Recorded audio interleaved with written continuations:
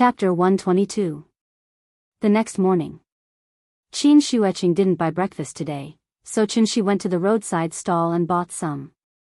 This time, he didn't buy steamed buns, but jianbing fruits for the little fellow. The little fellow had been eating Cantonese morning snacks for 2 days. Qin thought that her appetite would be very picky, so he bought jianbing fruits just to let her have a taste. If she really didn't like it, he would have to cook it himself. However, what Qin didn't expect was that the little fellow was instantly interested in the jianbing fruits after getting them. She held the oiled paper bag, opened her mouth wide, and took a big bite. Her little face was immediately covered with a lot of sauce. The little fellow frowned and chewed hard. After chewing for a while, she suddenly handed the jianbing fruits to Qin and laughed, "Delicious. Papa, eat it." Because of the existence of the big cat, she had now developed a good habit of sharing with others all the time. Seeing this, Qin smiled and touched her head. He said softly, "Good girl, you are delicious. Don't get oil all over your body." "Okay." Nodding, the little fellow took the jianbing fruits and fed them to the big cat. At this time, Qin turned to look at Qin Ruoying. Qin Ruoying just ate a few mouthfuls casually. Now she was sitting on the bed and cultivating again. It was not right to say that she was cultivating, because she hadn't even entered the door. Now she was still at the stage of looking for qi. This was actually a very boring thing, but in order to keep up with Qin pace, she had to work hard. Qin saw it all in her eyes. He was obviously very anxious in his heart, but he had to act as if nothing had happened, which really made him a little uncomfortable. Qin checked Qin Ruoying's physical condition. She was very healthy and there was no problem. Except for the lack of qi, everything was perfect. If Qin Ruoying couldn't find qi, it was normal. In that case, it was unreasonable that Qin Shueqing couldn't find the sense of qi. She was a clasping Dan master after all, and her 5 senses were much better than normal people. She could even perfectly control her own body, down to her skin and internal organs. But even so, Qin Shueqing still couldn't feel the spiritual qi of heaven and earth. A dignified martial Dao grandmaster was actually inferior to a 4-year-old child. The more he thought about it, the more ridiculous it seemed. Qin was afraid that the truth would shock them, so he could only emphasize to them how difficult it was to find qi. As for Qin Yongyan, he could clearly see that there was something wrong with the two of them, so he simply hid in his room all day and silently cultivated. The morning passed quickly. Qin Ruoying, Qin Shueqing, and Qin Yongyan basically wouldn't show up except for mealtimes. The little girl was very sensible. After hearing that her mother was studying, she did not disturb her mother. After lunch, Qin thought about it for a while and went out with the little fellow. Their destination was the largest Chinese medicine wholesale market in Shangjing. He had bought so many herbs in Zhonghai before, and he didn't expect to have to buy them again so soon. For his wife and sister-in-law, Qin was now going all out. So when he took the little fellow to the Chinese medicine market, he wasted millions again. Spirit Gathering Pill. It was an entry-level pill that could allow qi refining stage cultivators to quickly accumulate qi. Because of the lack of a few core ingredients, the effect of the pill might be greatly reduced like the simplified version of the Spirit Gathering Pill. Qin really didn't have a solution for their current situation, so he could only put all his hopes on the pill. Maybe after they ate the Spirit Gathering Pill, they would be able to sense the spiritual qi of heaven and earth after having true qi in their bodies. The idea was not bad, and it was worth a try. So Qin waited until midnight. After the truck brought the herbs he needed, he immediately began to make the Spirit Gathering Pill in the yard. In order to improve the effect of the pill, Qin even directly poured true qi into it. Although it wasn't much, it should be able to slightly increase the effect of the pill. Alchemy was a very time-consuming thing, so when he finally finished making the Spirit Gathering Pill, Qin Ruoying had already fallen into a deep sleep. Looking at his wife's diligent appearance for the past 2 days, Qin couldn't help but be angry and anxious. He was very irritated, so he simply went to the yard and started to set up a formation. With the Qin family's courtyard as the foundation, he gathered all the spiritual qi around Zhonghai. Spirit gathering, chi concealing, defense, 3 formations in 1. It could be considered as opening up an excellent place for them to cultivate. Frost and snow night, cold wind blew. Dongming Alley was peaceful and tranquil, a stark contrast to the noisy Ho-Hai bar. Qianxi stood alone on the roof of the main hall, looking at the cold crescent moon. His heart was filled with endless anxiety. No matter what, he had to let Yingying step into the Oris core stage. He stood there for an entire night. It wasn't until the sun rose from the east, and when a hazy glimmer appeared on the horizon, that Qianxi knocked on his sister-in-law's door. His sister-in-law was a master. She only needed to rest for 2 hours a day, so when Qianxi knocked on the door, she had already started cultivating. Qianxi handed her a spirit-gathering pill. She didn't ask any questions, directly swallowed it, then returned to her room to continue cultivating. Qianxi, on the other hand, stood outside the door, silently sensing the movements in her room. There was still something wrong. Even though the spirit-gathering pill didn't have an immediate effect, but shouldn't there be some reaction? Why wasn't there any movement at all? Qianxi anxiously paced back and forth in the yard. After an unknown amount of time, the little fellow slowly woke up. Qianxi hurriedly ran to buy breakfast, then helped her get up and wash up. Qin Ruoying sat on the bed and looked at Qianxi, who had finished her work. Suddenly, she sighed softly. After all, he was the one who slept beside her. So no matter how well Qianxi hid it, Qin Ruoying still keenly sensed that something was wrong with him. But she didn't say anything. After a simple breakfast, she silently sat on the bed and continued cultivating. Qianxi fed her the spirit-gathering pill, indicating that she should relax, then went to find Qin Yongyan again. At this time, Qin Yongyan had already successfully cultivated a trace of true essence. Even though it was very small, it represented that he had become a true cultivator. Qianxi hesitated for a moment, but still handed the spirit-gathering pill to him. Hearing Qianxi say that it was helpful for cultivation, Qin Yongyan immediately swallowed it. The spirit-gathering pill melted in his mouth. Qin Yongyan was stunned for a moment, then hurriedly sat cross-legged. Qianxi stood next to him, silently sensing the changes in the spirit qi around him. 10 minutes later, Qianxi came to the courtyard. He looked at the west wing, then looked at the east wing. Then he turned around and looked at the main hall. The door of the main hall was wide open. From his position, he could just see the large red sandalwood table carved with dragons. On top of the table was Li Bai's, gazing at the Heavenly Gate mountain. The Heavenly Gate is broken and the Chu River is opened. The blue water flows east. Suddenly, a murderous aura suddenly exploded from his body. A formless energy quickly spread out with him as the center. It was as if a stone had suddenly been dropped into a calm water surface, causing ripples to appear one after another. Crack!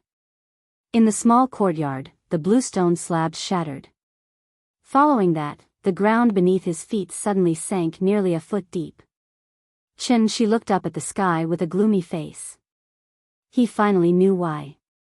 Qin Ruoying, Qin Shueching. Chapter 123. Sai Courtyard. The bluestone floor in the inner courtyard was completely shattered, and the ground strangely sank nearly a foot deep. Because it was covered by snow, when the ground broke, it did not raise too much smoke and dust. Qianxi stood in the middle of the courtyard silently. This movement also alarmed the others in the courtyard. The little fellow was the first to run out. When she came out of the door, she saw the movement made by Qianxi. Wow, the scene in front of her completely shocked the little fellow. She opened her small mouth and opened her eyes wide, looking around curiously. The courtyard seemed to have been hit by a meteor. The closer to the center of the courtyard, the deeper the ground collapsed. The originally flat bluestone floor had been completely destroyed, and the collapse of the ground also caused a lot of soil to be turned up. It looked like the scene of a forced demolition.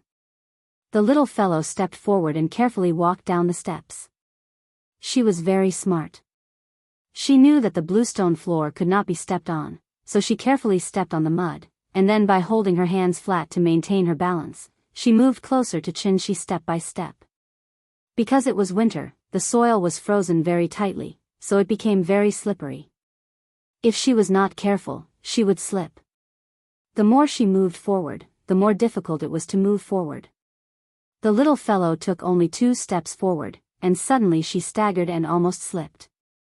She waved her little hands and tried to maintain her balance, but after standing firm, she did not dare to move forward. Therefore, she had to stand there honestly, pouting and shouting timidly, "Papa?"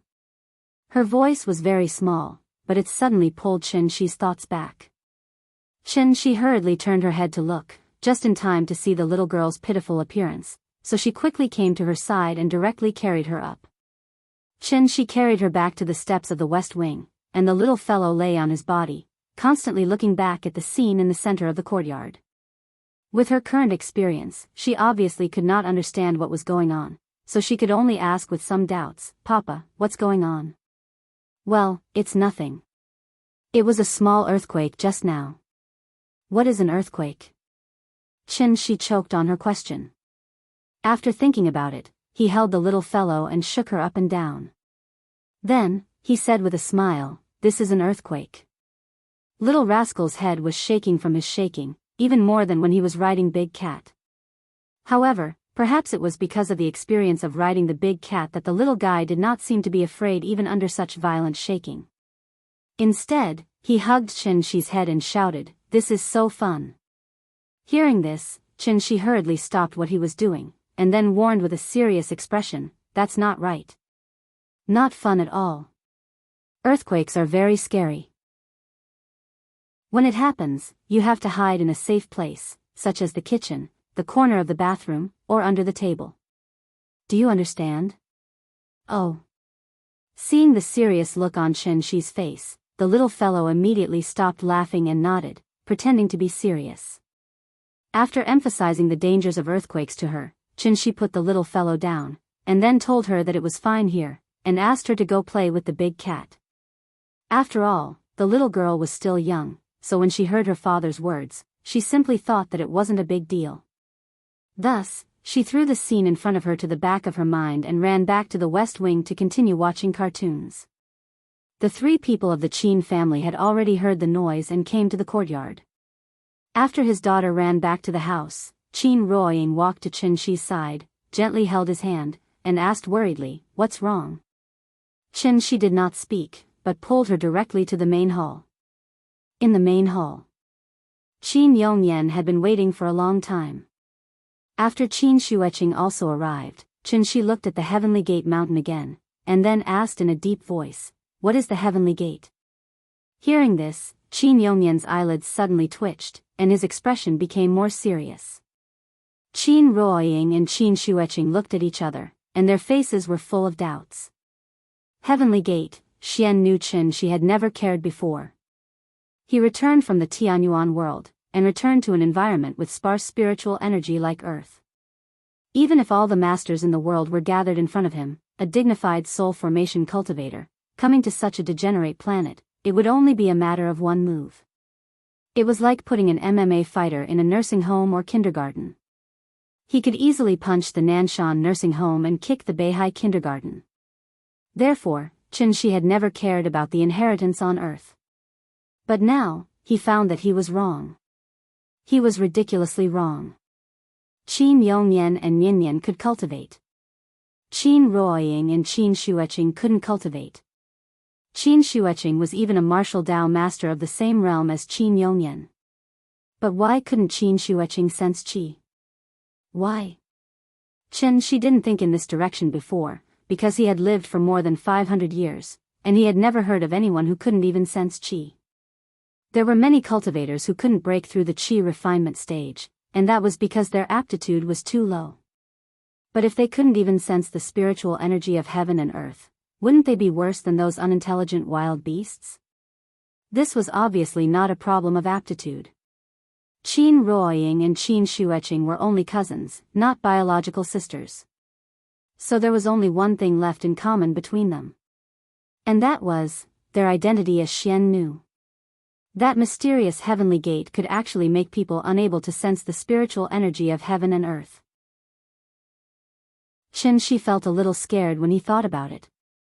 So the most important thing now was to figure out what the so-called Heavenly Gate was. After Qianxi asked this question, the main hall suddenly fell into silence. After a long time, Qin Yongyan looked at Qianxi and sighed. The Heavenly Gate is an ancient legend. According to records, it hasn't appeared for more than 100 years. It hasn't appeared for more than 100 years? Then what exactly is it? The old people in the village said that the Heavenly Gate is the southern Heavenly Gate of the Heavenly Court. When the Heavenly Gate is opened, mortals can ascend and become immortals. What a joke. Hearing this, Qianxi couldn't help but angrily scold. It's the 21st century, and there are satellites everywhere in the sky. People in the United States have even climbed to the moon. Why is this lousy village still practicing feudal superstition? It wasn't that Qianxi looked down on Earth, but it was the truth. In terms of the cultivation environment on Earth, Granduncle's pseudo-core state was probably the peak of the world. He hadn't even completely condensed his gene Dan, let alone yuanying. How could he want to ascend and become an immortal? This might be the biggest joke Qianxi had heard in more than 500 years. However, after hearing Qianxi's scolding, Qin Yongyan shook his head disapprovingly, but he didn't immediately reply. Qianxi was stunned for a moment and immediately realized that he had lost his composure. He didn't know what had happened to him recently. His hostility was getting stronger and stronger, and he was becoming more and more irritable. If there was something that didn't go his way, he would lose his composure. This situation seemed to have started after he came to Shangjing. Thinking of this, Qianxi couldn't help but take a deep breath. After adjusting his emotions, he looked at Qin Yongyan again. After seeing that he had calmed down a lot, Qin Yongyan replied seriously, "That's not a joke. It's true." Qianxi was stunned. He was really confused. Could it be that the cultivators on Earth thought that a Jin Dan was an immortal emperor? Not to mention what kind of realm an immortal emperor was. In terms of lifespan, an immortal emperor was said to be immortal, as long as heaven and earth. How many years did a Jin Dan cultivator have? A mere 500 years. In the eyes of cultivators, 500 years was just a blink of an eye. It was nothing at all.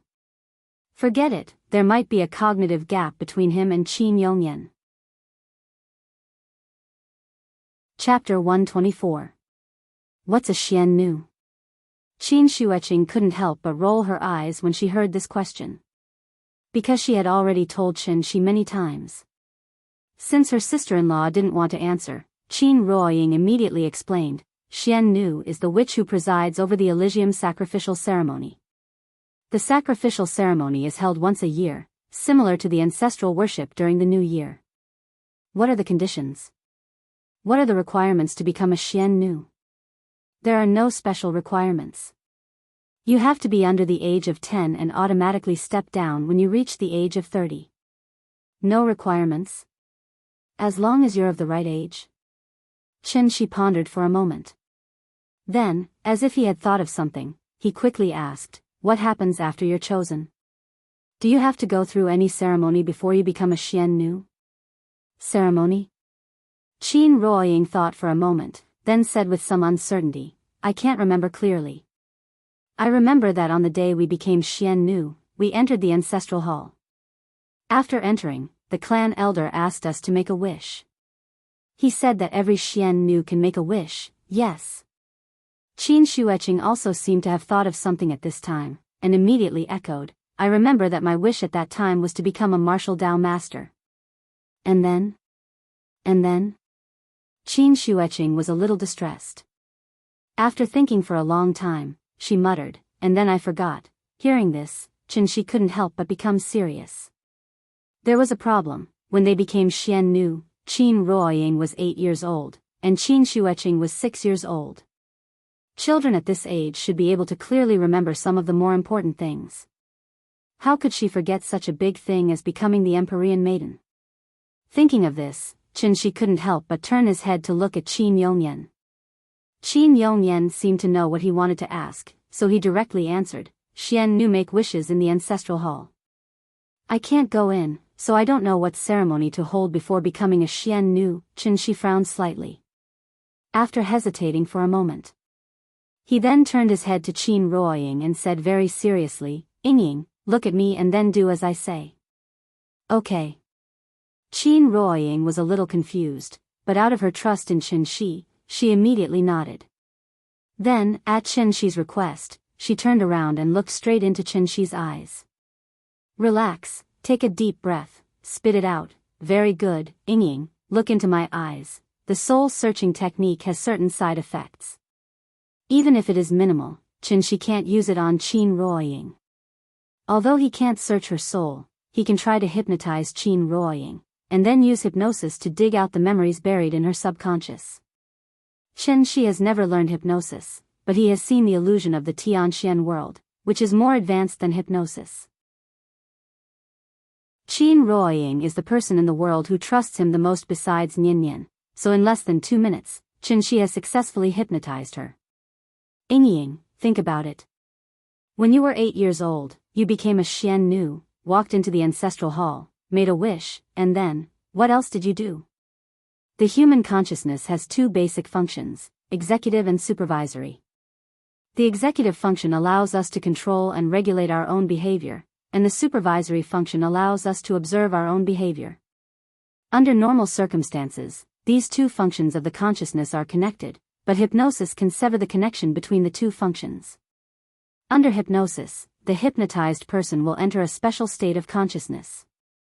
Their executive function will be normal, and they will be able to accept the hypnotist's orders, but the supervisory function will be lost. When the supervisory function is lost, the brain will enter a subconscious state, and from there, dig out some forgotten things. Qin Ruoying looked at Qin Shi with empty eyes. After hearing Qin Shi's question, the expression on her face immediately showed some pain. After thinking for a long time, Qin Ruoying murmured, after making the wish, "I saw a door, the door was talking to me, it called me over." Qin Ruoying's words were too vague, and Qin Shi didn't understand. But his intuition told him that this is a very important part. The light disappeared, drank the soul-restoring soup, became a Xian Nu, soul-restoring soup. Soul? Qin Shi was shocked, and then he stood up from the chair with an ashen face. He quickly formed a hand seal, and then gently pressed his right hand on Qin Ruoying's head. Humans have 3 spiritual souls and 7 physical souls. After a person dies, the 7 physical souls will disperse, and then the heaven soul will ascend to heaven, the earth soul will enter the earth, and the life soul will enter the cycle of reincarnation. The heaven soul is yang, the earth soul is yin, and the life soul is yang. Therefore, the earth soul is also called the yin soul. Qin Shi's soul was damaged, so even though he was with Qin Ruoying every day, he didn't realize it. Qin Ruoying's soul was damaged. The 7 physical souls are all there, but one of the 3 spiritual souls is missing. She lost her earth soul, so no wonder she couldn't find Qi. One of the 3 spiritual souls is missing, so she can't be considered a complete person. How can she embark on the orthodox path of immortality? At this thought, Qin Shi immediately went to Qin Shueqing's side. He didn't say anything, and directly placed his hand on Qin Shueqing's head. Qin Shueqing was stunned. Before she could react, Qin Shi had already retracted his hand and stood beside Qin Ruoying. He lightly brushed his hand across Qin Ruoying's face, and then couldn't help but murmur, "No wonder you guys can't find Qi no matter what." So the price to become Xian Nu is to give up the earth soul. To mortals, missing one of the 3 spiritual souls was not a fatal problem. Missing one spiritual soul meant that the body was weak and sickly. Missing 2 spiritual souls meant that the body was in a coma. Missing 3 spiritual souls meant that the 7 physical souls would disperse, and the person would die. The so-called soul recovery soup was probably a prescription to allow Xian Nu to live like a normal person. Without the earth soul, Xian Nu would never be able to become a necromancer. Even if she practiced martial arts, she would never be able to break through to the controlled Dan realm. As for cultivating, it was even more impossible. Qin Shi woke Qin Ruoying up. When she woke up, she immediately held her head, as if she had a headache. Seeing this, Qin Shi gently rubbed her acupoints. When she finally felt better, Qin Shi said softly, "Ying, I have to go to the village again. Qin Ruoying was a little confused, and didn't know what had happened. When she heard that Xianxia was going to the village, she immediately asked nervously, "Go to the village? Why?" "It's nothing. Just rest well. Take good care of Ninian. Don't let her know that I'm gone. Don't worry, I'll definitely be back before the afternoon." Seeing Xianxia's serious expression, Qin Ruoying could only nod and agree. She opened her mouth, wanting to say something. But at this time, Xianxia had already turned and walked out of the main hall. Qin Ruoying hurriedly got up and chased after him. But when she walked out of the main hall, Xianxia had already soared into the sky, disappearing from her sight in the blink of an eye. Qin Ruoying stood outside the main hall, looking at the slightly gloomy sky. After a long time, she lowered her head and looked at the limestone fragments in the courtyard. A trace of worry flashed across her face. Why did he go? Chapter 125. Winter in the Qinling Mountains was very dark. It was clearly noon, but the visibility in the mountains was never more than 200 or 300 meters. The fog was thick and the snow was white. This small village hidden in the valley was as quiet and peaceful as ever. Outside the solemn ancestral hall, the huge bronze cauldron had been carefully cleaned.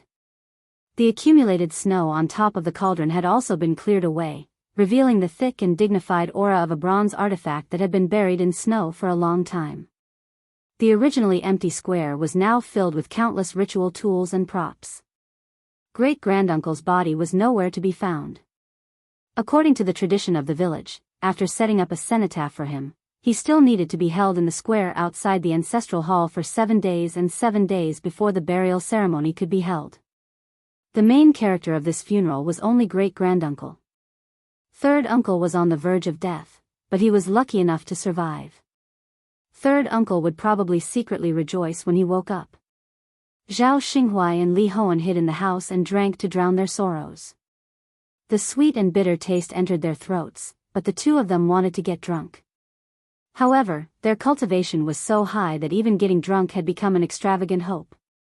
Although several days had passed, the appearance of that young man seemed to be becoming clearer in their minds.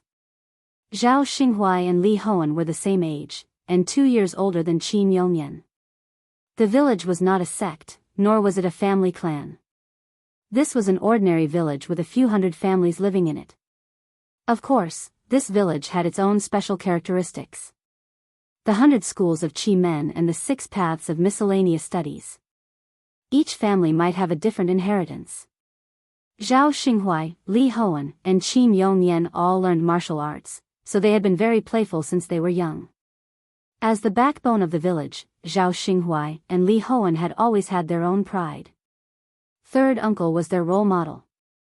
Great-granduncle was their dream. But now, everything had been shattered. Until that day, they finally understood what was power. That was absolute power, and also a power that made people despair. Everyone was frightened. Even though the great-granduncle, who was the most senior, the strongest, and the most respected person in the village, died on the spot, no one dared to stand out and say that they would avenge him. The elders were silent. After great-granduncle died, the 7 elders didn't even dare to show their faces. They just let that man swagger away. Old Qin was incredible. She gave birth to a good daughter, and her daughter found a good son-in-law. Who would have thought that after competing with Qin Yongyan for most of their lives, they would lose in this aspect? The more Zhao Xinghuai thought about it, the more frustrated he felt. He picked up the earthen jug and drank from it. Li Hoan was stunned for a moment, then he raised the earthen jar and clinked it with him. It was still snowing outside. After drinking this jar of wine, they had to go out and clear the snow to prevent the bronze cauldrons and magic tools in the square from being buried by the snow. After all, it was the great-granduncle's sacrificial offering. They couldn't be too shabby. Both of them were grandmasters of the dance stage, so after drinking, they casually put on a thin layer of clothing and walked out of the door. Then they took a broom and swept the snow on the ground. It was obviously noon, but because the fog blocked the sun, the whole sky looked very gloomy, as dreary as before a rainstorm. The gloomy weather made people feel even more gloomy. Bah, this damn weather. Zhao Xinghuai cursed bitterly as he swept the snow with a broom. Suddenly, he seemed to feel something, so he quickly looked up at the sky. He saw that in the foggy sky, there suddenly appeared a faintly discernible black spot. The black spot was getting bigger and bigger. Zhao Xinghuai couldn't help but straighten his body, looking up to see it more clearly. Old Li, look! Their eyesight was far better than ordinary people, so Li Hoan immediately found that very small black spot. It seemed to be a person. In just a breath's time, that black shadow had already flown directly above their heads.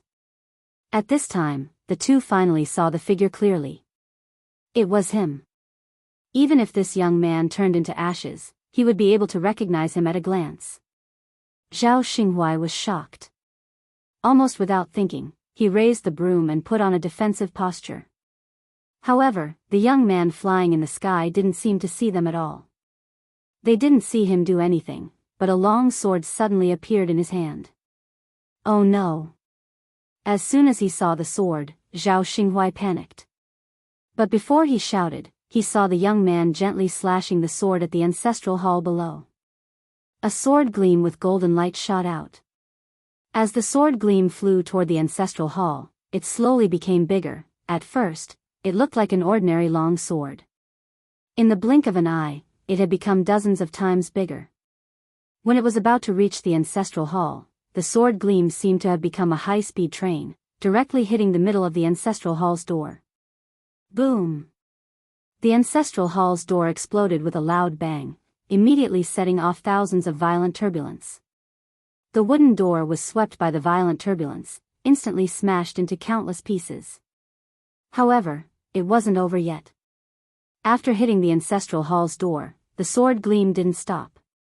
Like a train that didn't stop, the sword gleam passed through the front yard, crushed the main hall, and only stopped when it hit the hillside behind the ancestral hall. This young man's casual swing of the sword actually cut the ancestral hall in half. The sword gleam disappeared. The violent turbulence that it set off became even more violent.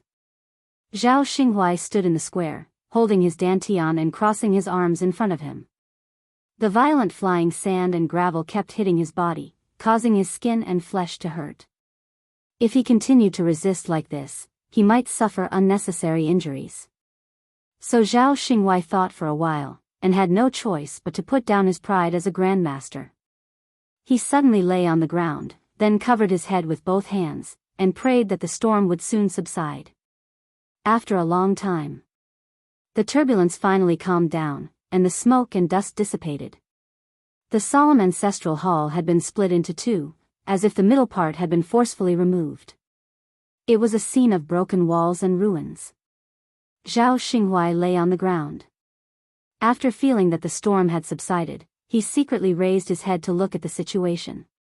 Li Hoan lay not far away from him. The open space around the square was full of broken wood and gravel, and the ancestral hall was also split in half. He hesitated for a moment, then raised his head to look at the sky. That young man, holding a long sword, he looked like a god descending from the heavens, looking down on all living beings with an expressionless face. He gently landed not far in front of Zhao Xinghuai. Then, his voice slowly reached Zhao Xinghuai's ears. I don't want to kill for no reason, so I want to ask you to tell me, Xian Nu's ghost, where is it? These words were not directed at Zhao Xinghuai alone. His voice was very soft, but it rang in every corner of the village at the same time. The tranquility of the village was broken. Countless people came out of their rooms and rushed toward the square. Looking from the sky, it was like a piece of white paper suddenly appeared with many ants. The crowd was crowded, but no one dared to approach the square. Chen Shi held a long sword, silently looking at the ancestral hall in front of him. Suddenly, a group of old men came out from the ruins of the ancestral hall. There were a total of 7 of them, all wearing white training clothes, and they were of different sizes. The leader was holding the dragon-headed walking stick of great-granduncle that day. He probably took over great-granduncle's position after his death. The 7 old men stood on the steps, looking at Xianxia from afar. After hesitating for a moment, the leader of the old men sighed softly, "You are already a heavenly being at such a young age, why do you have to force us old bones?" Hearing this, Xianxia could not help but sneer, "Hand over the Xian'in's soul, and I promise not to hurt anyone." As his voice fell, the leader of the old men fell silent. The few old men beside him could not help but have a slight change in expression. Immediately after, they silently communicated with their eyes. This ancient village hid many secrets. For example, Xiannu's ghost was actually the key to opening the divine gate. The divine gate had not appeared for more than 100 years, and Xiannu had been replaced by batches. It was not until this batch that they finally received a heavenly warning, confirming that the divine gate was about to open. This was also their last chance. Several old men looked at Xianxia at the bottom of the steps, silently communicating. Chapter 126. The wind and snow continued. The elders did not speak. They were communicating with their eyes. Perhaps it was their unique tacit understanding. Xianxia did not understand, nor did he bother to guess. He stood in the square with his sword in hand, quietly waiting for their reply. More and more people gathered around, but no one dared to approach the square. Zhao Xinghuai and Li Hoan had already retreated to the small house where they were drinking. The cold wind whistled past, and the square was a scene of desolation. After about 2 minutes, the elder with the dragon-headed cane finally turned his head and glanced at Xianxia. But then, he shifted his gaze away. The expression on his face was very complicated, as if he was still struggling with something. In fact, on the day when Xianxia took away Qin Ruoying, they had already discussed it. At that time, they chose to compromise. But what they did not expect was that Xianxia would actually come back and want to take back Xiannu's ghost. Everyone handed the right to make the decision to him, which put a lot of pressure on him. After looking at the elders again, seeing that they all nodded at him, the elder frowned and finally made the final decision. "We agree to your request." Hearing this, Xianxia could not help but nod, very satisfied with his answer. The elder slowly walked down the stairs with the dragon-headed cane, then went straight to the giant bronze cauldron. "The ghosts of Xiannu have been sealed in this giant cauldron for generations. I will now release them." After explaining to Xianxia, the elder suddenly jumped up and inserted the dragon-headed cane in his hand into the giant bronze cauldron. Ka! The sound of metal colliding was suddenly heard. Immediately after, a golden light suddenly emerged from the giant bronze cauldron. The golden light was as small as the light from a laser pointer at first. But in the blink of an eye, the light had become as thick as a bucket. The golden light burst into the sky. A crack was instantly torn in the gloomy sky. The clouds in the sky churned. As if affected by something, with the golden light as the center, a huge cloud vortex gradually condensed in the clouds. What was even stranger was that the cloud vortex was rotating at a speed visible to the naked eye. The old man standing beside the giant cauldron became excited when he saw the scene in front of him. Suddenly, a faint fluorescent golden barrier appeared above the village, instantly enveloping the entire valley.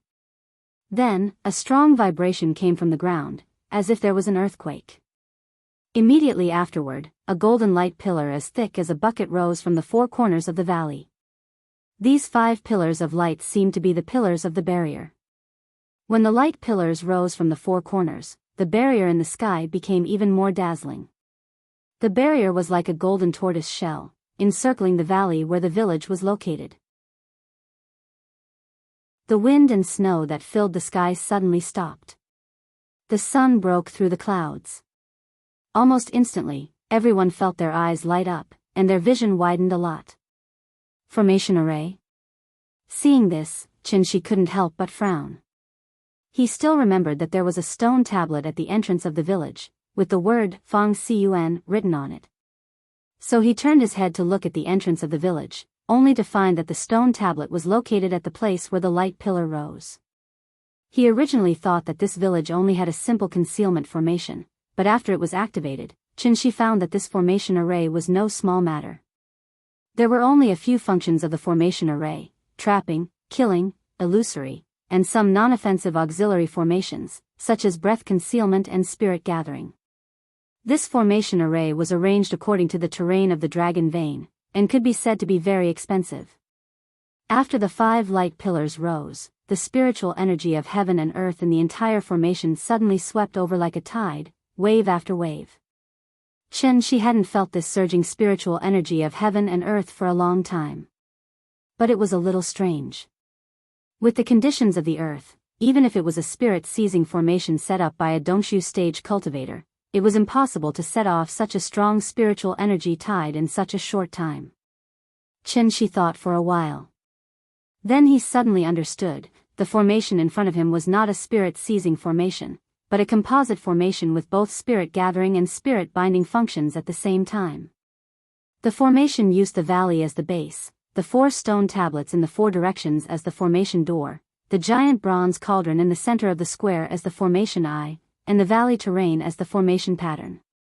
After the formation was set up, it would continuously seize the spiritual energy of heaven and earth from the Qinling Mountains, and then bind the spiritual energy within the formation. To seize such a large amount of spiritual energy of heaven and earth from the earth, this formation array was set up at least 500 years ago. The spirit-binding formation was a one-time use formation. After it was activated, the spiritual energy of heaven and earth accumulated over the years would burst out at once. In the heavenly jade world, cultivators above the golden core stage would usually set up a spirit-binding formation in their cave abodes, in case of emergency. This was like rain from the sky. So, Shi hurriedly sat cross-legged on the ground, taking advantage of the surging spiritual energy tide, and began to cultivate crazily. The opportunity couldn't be missed, so Shi didn't want to investigate why the old man suddenly activated this one-time auxiliary formation array. However, not long after he sat down cross-legged, the 4 light pillars in the north, south, east, and west suddenly turned into rainbows, like a rainbow bridge, and suddenly connected with the main light pillar above the giant bronze cauldron. The 5 light pillars suddenly gathered together, and the main light pillar immediately became very thick. Just by looking at its diameter, it was almost the same as the giant bronze cauldron. At this moment, the old man standing below the giant cauldron's face suddenly changed, and a burst of ecstasy appeared on his face. Then, he suddenly knelt on the ground and shouted respectfully, "Welcome, Divine General." Before he finished speaking, a figure walked out of the light pillar. It was a burly man who was almost 2 meters tall. His upper body was bare, revealing his strong muscles. The man called Divine General was floating in midair. After slowly scanning the surroundings, he slowly opened his mouth and said, "Heaven's opening line, you only have the time of an incense stick. Speak." The old man knelt on the ground and looked up at the Divine General in the sky very sincerely. It seemed that he was so excited that his lips moved for a long time, but he didn't say a word. The elder ancestor's words were true. At this moment, Shi suddenly opened his eyes. He looked at the man flying in the sky, then looked at the old man kneeling on the ground. Then, Shi's lips suddenly curled into a faint sneer. "I thought you were really going to return Xian Nu's spirit to me. I didn't expect that you just wanted to ask for help. Forget it, since you don't want to give it to me, I'll find it myself." As he said that, he slowly stood up from the ground. After hearing Shi's words, the Divine General lowered his head and noticed him. One was in the sky. One was on the ground. Chapter 127. The spirit-binding array that had existed for hundreds of years was suddenly activated. Wave after wave of heaven and earth spirit chi surged, giving Shi an illusion. It was as if he had returned to the Tianxian domain. The surging heaven and earth spirit chi created an extremely comfortable environment for him, so comfortable that all the pores on his body could not help but open up naturally. He really needed the nourishment of heaven and earth spirit chi. Now, every breath he took was a great pleasure for Shi. The spirit chi surged, and the golden light soared into the sky. When the so-called Divine General walked out of the pillar of light, Shi finally understood the meaning of the existence of this array. This spirit-binding array was actually the last trump card of the village. The Divine General of the Elysium. The accumulation of hundreds of years of the array was only in exchange for the time it took for the divine general to appear. When Chen Shi killed great-granduncle and took Qin Ruoying away, they did not activate the array. Now that he came back to ask for the ghost, these old guys finally chose to activate the array, and tried to fight to the death with Chen Shi. It could be seen that Xian Nu's ghost was more important to them than their own lives. Chen Shi looked up at the burly man flying in the sky. A long sword of frost suddenly appeared in his hand. The old guys at least had the chance to struggle and hesitate, but he did not. Because he was faced with only one choice. Take back Yingying's ghost. Otherwise, when Qin Ruoying gradually grew old in his arms, Chen Shi would also fall into endless pain and regret. He could not accept the arrival of that day. Therefore, then let's fight. If they were not willing to give, then let's fight. Chen Shi was determined to kill, and the long sword of frost immediately glowed faintly. Then, under the slightly surprised gaze of the divine general, he suddenly waved the long sword in his hand. The tip of the sword went from bottom to top, drawing an arc in the air. A sword radiance suddenly flew out. Seeing that Chen Shi dared to suddenly attack him, the divine general's eyes flashed with surprise. The sword radiance came menacingly, and in an instant, it was in front of him. He did not seem to move, but a ball of blazing flames suddenly sprang up around the divine general. A barrier of stellar energy that seemed to be made of flames instantly formed. Bang! The sword radiance slammed into the flame barrier, like a typhoon erupting, and a storm of chi soared into the sky. But right after that, the flame barrier suddenly expanded. Then, a huge fireball with a diameter of more than 10 meters appeared in the air. Interesting. Accompanied by a burst of laughter, the divine general's figure suddenly flew out of the fireball. He suddenly stretched out his right hand and formed a claw with his 5 fingers. He clawed at the air and a golden fireball appeared in his palm. After the golden fireball appeared, the divine general's body seemed to be on fire. Golden flames kept jumping around him. Like the sun rising from the east, the golden fireball instantly ignited all the air within a radius of dozens of meters. The sun hung in the sky, the fire burning the sky. Chen Shi stared intently at the tall and sturdy man in the sky, a trace of excitement rising in her heart. This move made him feel a hint of danger. The divine general seemed to be holding the sun in his hand, his body burning with raging flames. Like a meteor falling from the sky, he cut across the sky and smashed viciously toward Chen Shi, who was standing on the ground. At this critical moment, Chen Shi swung the sword in his hand, and in an instant, tens of thousands of sword radiances appeared. Countless long swords made of frost and snow appeared around him. They floated in the air, quietly waiting for orders. Chen Shi pointed his sword to the sky, and the floating swords immediately turned their tips and aimed at the fireball in the sky. The third move of the Moonlight Sword technique. 10,000 swords returned to the sect. The densely packed long swords of frost and snow instantly converged into a long river of sword radiances, like the Milky Way flowing in reverse, and collided with the fireball in midair. The entire sky was instantly divided into 2 worlds. On one side of the divine general of the stellar of time, flames and snakes of fire danced in the sky. It was as if one was above the sun, the crown flow feathers shining brightly. On the other side of Chen Shi, wind and clouds surged, snow and ice splattered everywhere, as if one was caught in the most violent snowstorm of the North Pole. The two of them seemed to be separated by an invisible and boundless glass wall. In one world, there were 2 kinds of wonders. It was truly amazing. Boom! The moment the sword radiances met the fireball, it was as if a nuclear bomb had exploded. A strong shockwave suddenly erupted, and the old man closest to them was immediately sent flying by the violent strength chi. Such a violent shockwave instantly turned all the houses around the square into ruins. Fortunately, most of the people in the village were not ordinary people, and those who dared to come close to watch the battle were experts of a certain level of strength. But even so, the aftermath of the battle still caused them serious internal injuries. It was too terrifying. Just the aftermath of the battle between the two of them could cause such a huge amount of damage. Was he still human? Zhao Xinghuai lay on the ground, trembling. Suddenly, he came to his senses and quickly stood up, clutching his chest in pain. Then he pulled Li Hoan up, turned around, and shouted to the crowd behind him, "Everyone, run! Leave the village. The farther the better." The crowd of onlookers fled in all directions. A battle of this level was no longer something they could watch.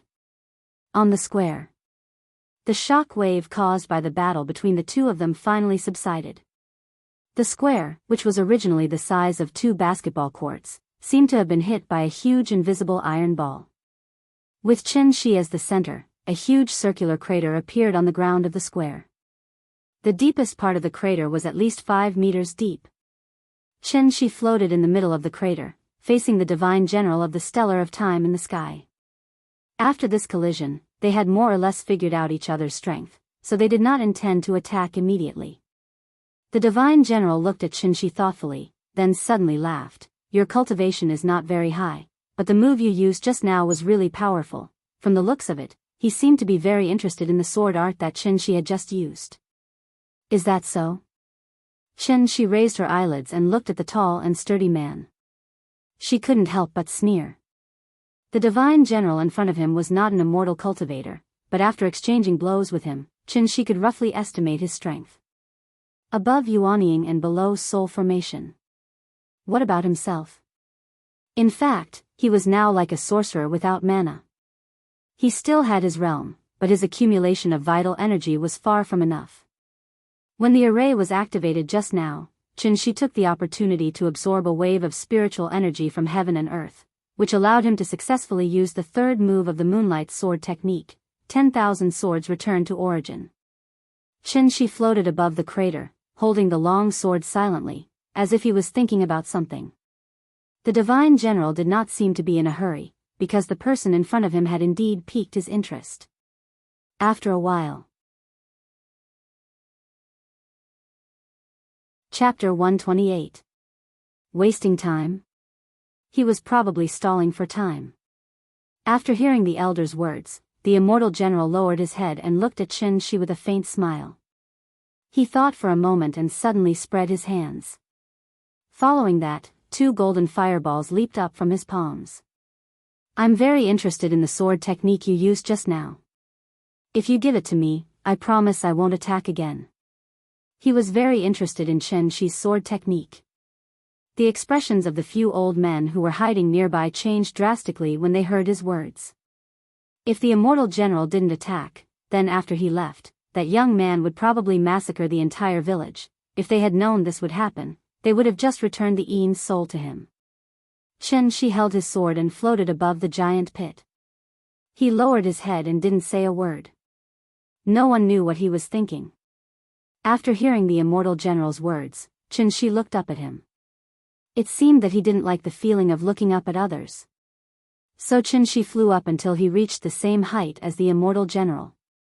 Then, he said calmly, "You want my sword technique? You have good taste." The Moonlight Sword technique was comparable to the 49 forms of heaven's divination.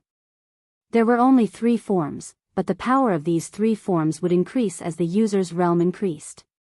Gold will always shine. Your cultivation isn't high enough, so you won't be able to use the true power of this sword technique. Why don't you give it to me? What do you think? The immortal general smiled. As he spoke, he looked at the 2 golden fireballs in his palms. The golden fireballs kept jumping, as if they were silently threatening him. "I might not be able to kill you in 30 minutes, but I don't think it'll be a big problem if I want to seriously injure you." The immortal general was very confident, as if he had Chen Shi under control. Hearing this, Chen Shi couldn't help but laugh. This sword technique is called the Moonlight Sword technique. It's of the Yin attribute. It might conflict with your fire attribute technique. That's not important. No one will complain about having too many techniques. The immortal general said indifferently. However, Chen Shi's next words stunned him. "I have a set of saber techniques that are comparable to a sword technique. It's of the Yang attribute. I think it'll be compatible with your technique. As soon as he finished speaking, Xianxia gently raised his left hand. Then, a gust of wind suddenly blew in the deep pit below him. A small tornado suddenly rose from the bottom of the pit. Then, it wrapped the dust and gravel on the ground and flew directly toward Xianxia's left hand. In the blink of an eye, a long saber made of dust suddenly appeared in his hand. After the dust blade was formed, it immediately formed a sharp contrast with the frost sword in his right hand. The saber was yellow, but the sword was clear and bright. Dust was the knife, frost and snow were the sword. He wanted to kill everyone in the world. The immortal general was stunned for a moment. Then he suddenly laughed wildly. Saber and sword mastery? Interesting. Then let me see if your saber is worthy of your sword. With that, the divine general clasped his hands together.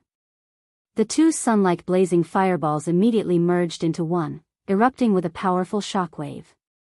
An incomparably dazzling golden light suddenly exploded from his palm, illuminating the entire sky in a deathly white. The extreme of yang fire, burning the sky and boiling the sea. While the immortal general was practicing, Xianxia was not idle. The frost sword in his right hand suddenly glowed with a faint cold light, and the dust blade in his left hand shone with a little yellow light. Moonlight sword technique, red sun saber technique. The saber and the sword merged. The saber cut the wind, the sword cut the clouds, and the wind and clouds were disturbed. As soon as this move was made, the world suddenly changed color.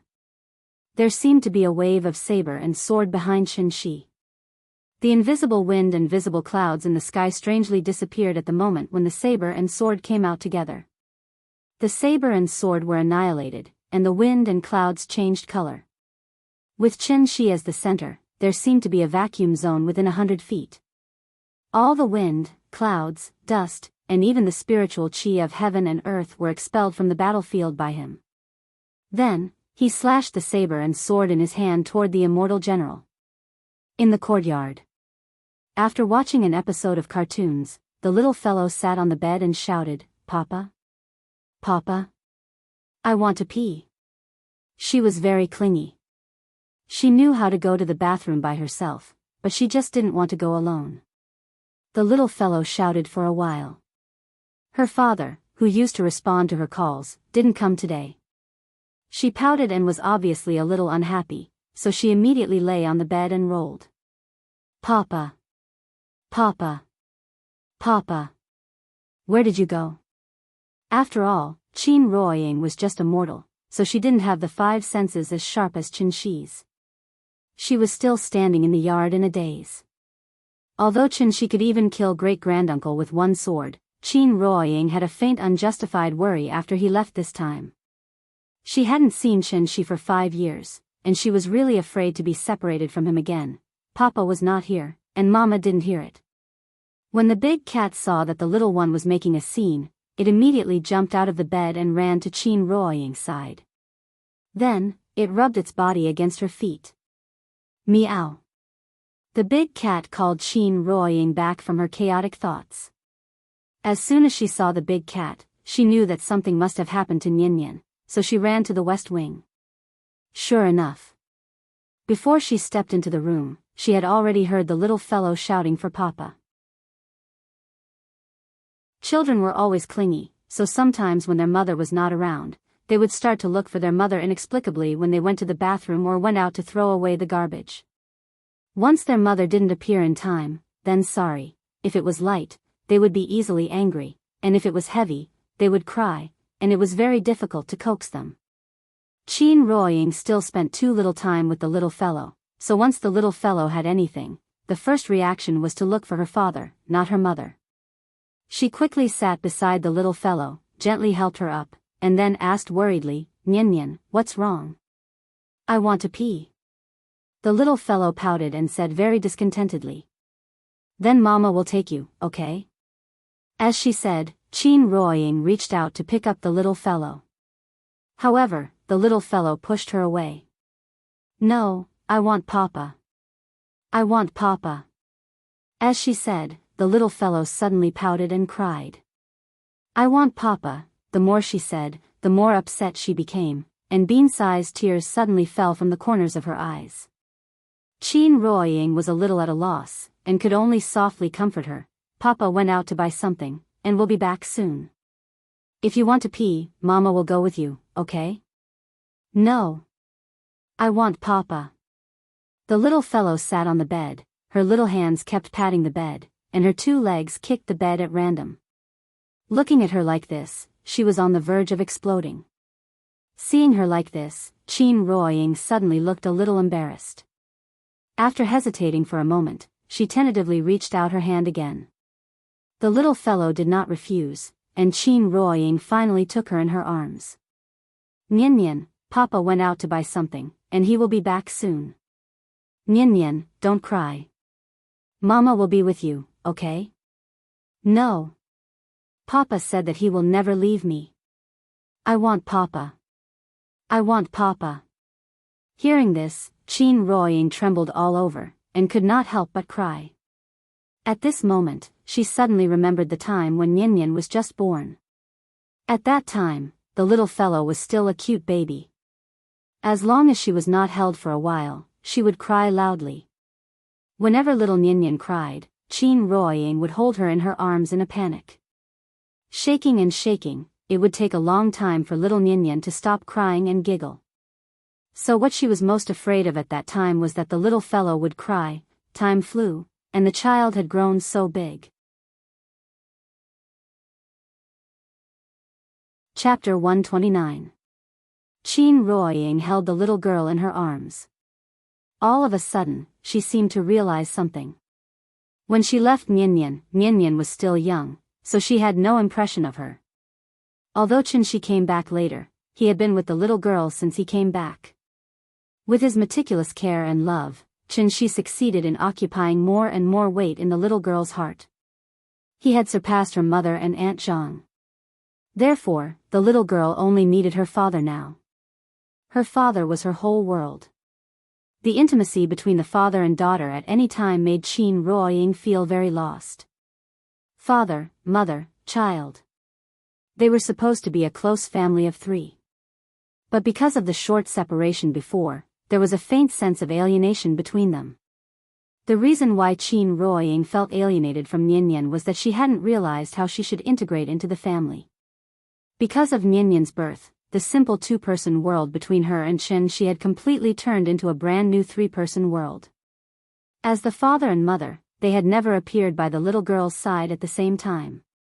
With the reunion of the family, when Qin showed great strength and confidence, Qin Ruoying was lost. It was a feeling that could make any woman lose herself. At the same time, it was also called a sense of security.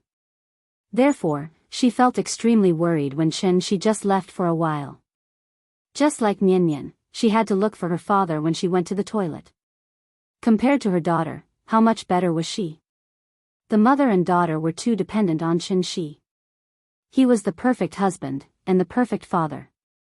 She, on the other hand, was just an unqualified mother. Thinking of this, Qin Ruoying suddenly stopped crying. After wiping her eyes without leaving a trace, she let go of the little girl and carefully wiped her tears. Nian, don't cry. Daddy didn't leave you. He just went to buy groceries. He'll be back soon to cook for you. Don't you like Daddy's cooking the most? What do you want to eat tonight? I don't want to eat, I want Daddy. The little guy kicked the bed, still throwing a tantrum. Qin Ruoying had no choice but to hug her gently and keep trying to reason with her. After a long while. After the little girl calmed down a little, Qin Ruoying immediately picked her up and carried her to the bathroom. Let's go. Don't you want to pee? Mama will take you there. Be careful not to wet the bed again. Hearing this, the little guy was like a cat whose tail had been stepped on. He immediately pouted and shouted softly, I don't wet the bed. In the past life and in this life, the two looked at each other. The sword and the sword were used to cut off their worries. I walk alone in the heavens and under the earth. I am duty-bound and crazy for love. This set of sword and saber techniques didn't originate from the Heavenly Yen divine sect. Instead, it was an ancient inheritance that Xianxia obtained by chance. The Dark Heaven Evil Emperor. The third form of the saber, the third form of the sword. The third form of sword and saber. 3 by 3 is inexhaustible, 9 by 9 returns to 1. The saber cut the wind, the sword cut the clouds, and the wind and clouds were disturbed. Although it was a divine skill, it didn't change the fact that Xianxi's cultivation had been damaged. Xianxi, who was seriously injured, faced the divine general who was in his peak state. The divine general held the golden crow in his hand. It was like the sun had descended to earth. Thousands of golden pillars of fire swore to burn everything in the world to ashes. Xianxi's face was as calm as water. After the sword and saber slashed out, 2 huge shadows appeared in the sky. A saber and a sword instantly collided with the scorching fireball. When the saber and sword shadows collided with the raging flames in the sky, the entire world shook. The shockwave that shot out in all directions instantly dimmed the 5 golden pillars. The huge cloud vortex in the sky also trembled, almost being torn apart by the violent strength qi and vanishing into thin air. The spirit-binding array was on the verge of collapse. A few elders hid behind the hill behind the ancestral hall. After the wind and smoke dissipated, they cautiously poked their heads out. The scene in front of them completely stunned them. Annihilation. Everything was annihilated. This village with a long history was instantly razed to the ground by such a violent collision. When the smoke and dust dissipated, a huge circular crater with a diameter of hundreds of meters appeared below the two of them. The land was originally flat, the houses were neat, and there were fertile fields, beautiful ponds, mulberry trees, and other plants. It was a paradise where chickens and dogs could hear each other. Now, it was completely gone. Even the small hill that they were hiding in had been cut in half. The divine general was still floating in the air. He wasn't wearing a shirt, revealing his strong muscles. The flames that kept rising around him like flames had already disappeared. Chi. There were no scars on his bronze-colored skin. But then, the divine general was like a broken shower head. Tiny flowers of blood splattered all over his body. Not long after, his entire body was dyed red with blood. Xianxi held the saber in his left hand and the sword in his right, as if he had never moved. But if one looked closely, they would find that Xianxi was in a very strange state. His eyes were empty, as if he had lost his soul. The saber and sword were still in his hands, but there was a faint blood-red light around him. The confidence and wild laughter on the divine general's face had disappeared, leaving only fear. Yes, he was scared. Because his injuries were too serious, he couldn't even maintain flying. So, the divine general immediately made a wise decision. Run. However, the moment he turned around, the blood-red light behind him lit up. The blood-red light that was as delicate and beautiful as fresh blood instantly dyed the entire sky red. The pillar of light that pierced through the clouds disappeared. The cloud vortex dissipated. The tortoise-shell-like golden barrier slowly turned into white smoke and disappeared. The wind and snow were still in the sky. The cold wind whistled through the sky with snowflakes. It was as if summer had turned to winter in an instant. A blood-red sword light suddenly slashed out. Bang! The hillside where the elders were hiding was immediately razed to the ground. Where is the soul of Xiannu? The cold and emotionless voice suddenly sounded in the sky. Hearing this, the leading old man immediately knelt on the ground and kowtowed heavily. Then, he tremblingly took out a black box and shouted, "The soul of the mysterious fairy is here. If I may be so bold, please spare our lives, immortal master." He knelt on the ground and held the box tightly with both hands, as if he was begging for mercy. This box was their only chance to live. If that man didn't agree, then they could only destroy this box. They would fight to the death. However, just as the old man was about to say something, a long sword of frost and snow suddenly formed in the sky above his head. Then, a blood-red sword light suddenly fell. Thud. The box fell to the ground and rolled a few times before lying down quietly in the mud. Xianxia casually waved his hand. The box seemed to have sensed something. After trembling slightly, it suddenly flew into his hand. After getting the box, Xianxia glanced around indifferently. The village had been reduced to nothing. The villagers had also retreated to the edge of the array. Everyone huddled together and trembled as they looked at the godlike man in the sky. He thought for a moment, then turned around and flew in the direction he came from. However, the moment he turned around and flew away, 6 blood-red sword lights suddenly appeared in the sky. Chapter 130. In the courtyard. Qin Ruoying took the little fellow to the bathroom and wiped her face with a hot towel. The little fellow stopped crying at this time. She stood on the ground with her mouth pursed and her face full of grievance, but she looked very cute. Because she had just washed her face, the little fellow's little face was red. Like a ripe red apple, Qin Ruoying could not help but reach out and gently pinch her pink little face. "I want to pee." As if to show her independence, the little fellow quickly ran to the side of the toilet and sat on it by herself. It was the first time Qin Ruoying saw her daughter go to the bathroom, and she could not help but feel a little strange. However, she was worried that the little fellow would fall, so she quickly walked over and gently held her. After going to the bathroom, the little fellow did not want Qin Ruoying to hold her and ran out without washing her hands. Qin Ruoying quickly followed behind her and found that she wanted to open the door and go out, so she quickly stopped her and asked nervously, "Nian, where are you going?" She was afraid that the little fellow would run out to find her father. However, the little fellow did not seem to have that idea, but pouted and replied, "Papa said that after watching an episode of cartoons, we should go out and exercise." "I want to exercise." Hearing this, Qin Ruoying could only smile bitterly and open the door for her. This child, 3 sentences without leaving her father's side, did not consider her mother's feelings. A gust of cold wind suddenly blew in when the door opened. The little fellow shivered, but did not shrink back. Instead, she shouted loudly, "Big cat! Big cat! Let's go play in the yard." Meow, the big cat lay at the foot of the bed, seemingly unwilling to move. Seeing this, the little fellow was immediately unhappy. She quickly ran to the side of the bed and pressed down on the big cat. Then, she took it into her arms and carried it out of the west wing. "Papa said that you have to play with me." Meow, although the big cat was a monster, it still had the nature of an animal, so when winter came, it was lazy and did not want to move much. However, since the little fellow said so, it had to obediently accompany her. The inner courtyard had been completely destroyed by Xianxia, and there was a big hole in the middle. Qin Ruoying was afraid that she would run into the hole and fall, so she quickly said, "Nian, just play on the steps." "What do you want to play?" "Mommy can play with you." The little fellow put the big cat, and seemed to think that there was no way to play in the yard, so she could not help but wrinkle her little face, as if she was thinking about what she should play.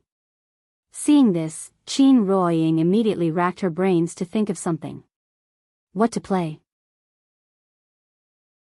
She had to say, as a mother's motheress therefore, it was best to take this opportunity to cultivate a good relationship with the little fellow. Qin Ruoying thought for a while, and then suddenly came up with a wonderful idea, so she immediately said to the little fellow, "Nian, Mommy will play hide-and-seek with you, how about it?" "Hide-and-seek?"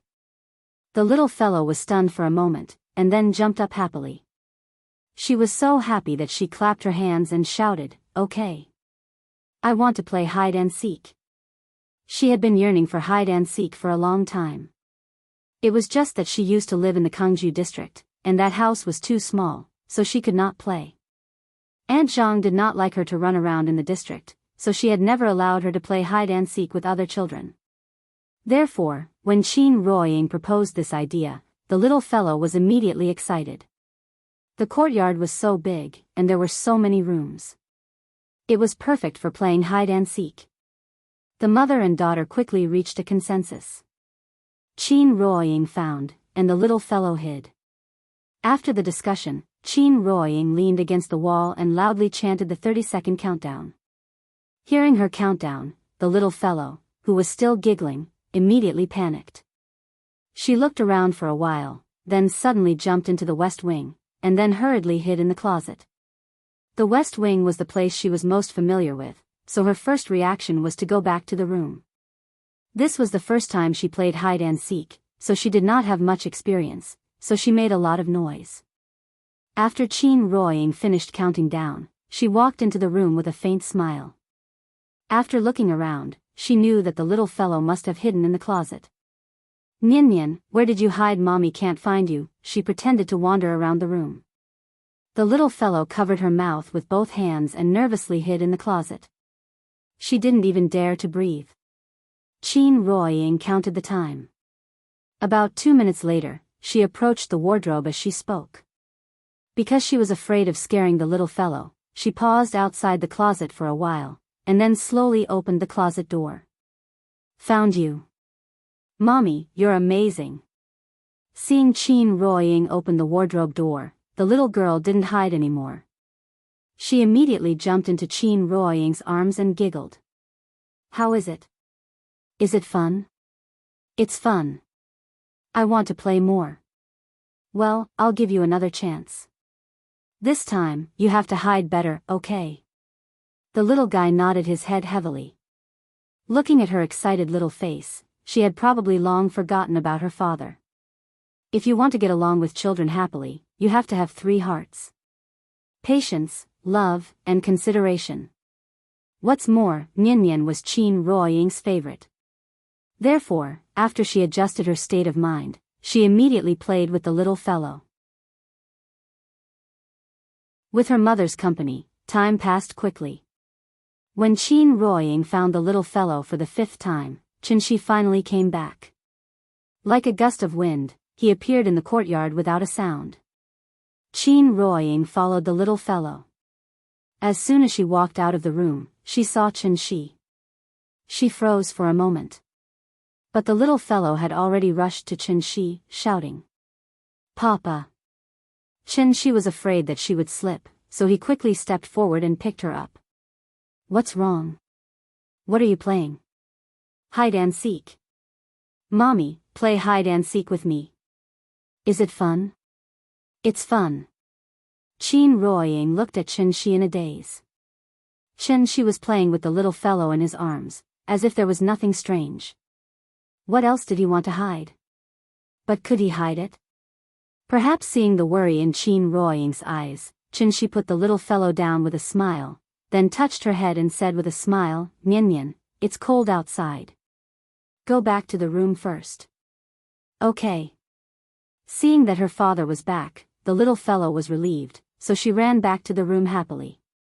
After the little fellow left, Qin Ruoying finally couldn't help but grab Qianxi's arm and ask anxiously, "Are you hurt? Where is the injury? Is it serious?" As she spoke, she looked up and down at Qianxi nervously. Qianxi had no trace of injury.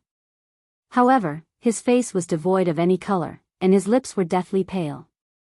He looked like a patient who had lost too much blood. "I'm fine, don't worry."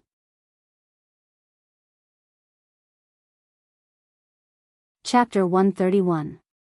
Qianxi handed the box to Qin Ruoying as if she was presenting a treasure. She thought that Qin Ruoying would be very happy, but she didn't expect that after seeing the box, Qin Ruoying had a complicated expression on her face. Qianxi didn't understand, so he asked in confusion, "Ying, what's wrong? Are you unhappy?" Qin Ruoying didn't say anything, but her expression was also complicated. Qianxi thought she didn't understand the importance of this, so he explained, "The reason you can't sense qi is because when you became Xiannu, they extracted your earthly soul. A person has 3 spiritual and 7 physical souls. Without 1 spiritual soul, you can't be considered a complete person. It's because of this that you can't cultivate." Before Qianxi could finish, Qin Ruoying suddenly interrupted him. "I can choose not to cultivate." With that, Qin Ruoying hurriedly took Qianxi's hand and sighed softly, "Do you know what my wish was when I was 8 years old? The wish you made when you became Xiannu?" "Yes, Xiannu can make a wish. I didn't have the same ambition as Yuan Qin back then, so my wish was very simple. I only wanted to live a peaceful and happy life like a normal person, when she said this, Qianxi suddenly understood something. He looked at Qin Ruoying's serious expression and couldn't help but gently pull her into his arms. Then he said solemnly to her, "I'm sorry, Yingying, I made you worry." Qianxi hadn't been injured in the battle with the divine general. However, he had paid a heavy price because of this. Because he had burned another drop of essence blood. Essence blood, the essence of blood, was also the life source of a cultivator. Essence blood contained enormous energy. Many demonic and evil techniques even relied on stealing the essence blood of others to increase their own cultivation. Qianxi used a secret technique to burn his essence blood, allowing himself to explode with power close to his peak for a short period of time. This allowed him to successfully kill the divine general who was comparable to a complete Yuanying. Essence blood wasn't present at birth, but gradually condensed as a cultivator's cultivation grew. After 500 years of accumulation, Qianxi had actually only accumulated 3 drops of essence blood. Before returning to Earth, he had already burned a drop because he didn't have enough vital essence. The divine general had burned another drop. Therefore, he only had 1 drop of essence blood left. If he lost even this drop of essence blood, Qianxi wouldn't be far from death. Regret? Absolutely not. Even if I die, my heart won't be covered in dust. Qin Ruoying looked at Qianxi's slightly pale face and couldn't help but reach out to touch it. After feeling the warmth from his face, Qin Ruoying couldn't help but murmur, "Maybe it's because of Xian Nu's identity that I've basically fulfilled all the wishes I've made before. Just think of it as greed, so I have a new wish." Speaking of this, Qin Ruoying suddenly laughed, then turned to look at the room. At this time, the little girl's giggles sounded in the room. Silly child, watching cartoons alone can make you convulse with laughter. After the Earth's soul returned to its original position, Qin Shueqing really found the sense of qi. That kind of mysterious feeling made her, a martial arts fanatic, immediately intoxicated. Faintly, she even had an illusion. The long-sealed gate of the Alcade state seemed to finally show a sign of loosening. She could finally step into the Alcade state. Qin Wanqing was still struggling to break through to the Alcade realm. Qin Yongyan, on the other hand, started cultivating a few days earlier than her and took the spirit-gathering pill. Therefore, he smoothly stepped into the early stage of qi refinement and directly stepped into the Alcade realm. He was now a grandmaster of the Alcade state. This also made him more convinced that what Qianxi taught them was much more powerful than martial arts. His father-in-law and sister-in-law were both obsessed with cultivation, so they didn't even come out for dinner. Qianxi didn't want to interrupt this kind of state where they forgot to eat and sleep, so he left some food in the refrigerator for them. After dinner, Qianxi wanted Qin Ruoying to also cultivate. But at this time, Qin Ruoying shook her head, and proposed to take a walk in Hohai. Take a walk? The little girl was lying on the bed. After hearing her mother's suggestion, she immediately raised her hands and feet, expressing her absolute approval. Being cooped up at home every day, this little girl was about to become moldy. In winter, the sun set early. It wasn't even 7 o'clock in the evening, but some places without street lights were already pitch black. Outside the big house, one could see the old street light at the entrance of Dongming Alley. The light of the street light was slightly yellow, elongating the shadows of the family of 3. The little girl held Qin Ruoying's left hand, and Qianxi's right hand. She squatted on the snow, and her 2 small cotton boots seemed to have turned into skis, constantly yelling for them to run. Just like the sleigh pulling the carriage at Christmas, her parents were the elk pulling the carriage. And she was Santa Claus bringing joy to the mortal world. Since their daughter had this request, her parents had to agree even if they had to work like cows or horses.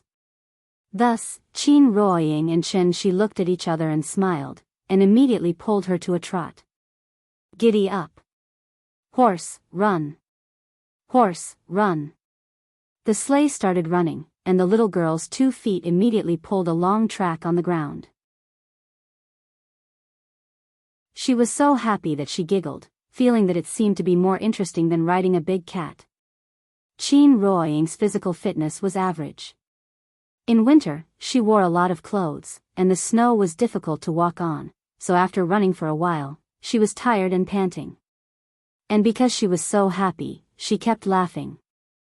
The intense exercise and the stimulation of the cold air immediately caused a sharp pain in her abdomen. Exercise-induced abdominal pain. Ouch! Qin Ruoying gasped for air as she clutched her stomach and groaned. Seeing this, Qin Shi quickly stopped. Qin Shi used his true essence to help her recuperate. After seeing that she was better, Qin Shi said to the little girl, "Mommy's body isn't good. Nian Nian, come, Daddy will play with you. Today, I'll let you experience what it means to be fast and furious." Okay. After Qin Ruoying stopped, the little girl sat down on the ground. Hearing Qin Shi's words, she immediately stretched out her hands and took Qin Shi's right hand. "Little princess, let's go."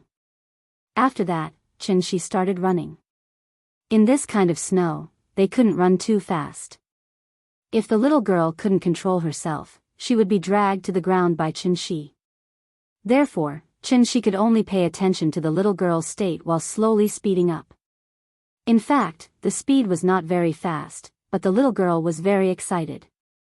She happily giggled and said, "Papa, come on. Papa, come on." It was really much more fun than riding a big cat.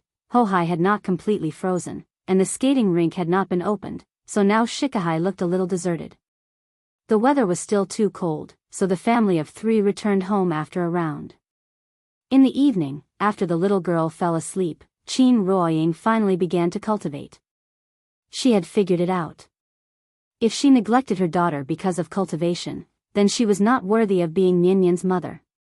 In a dark room, the little girl fell asleep sweetly, while Qin Shi and Qin Ruoying sat cross-legged on her left and right. Suddenly, Qin Shi opened his eyes.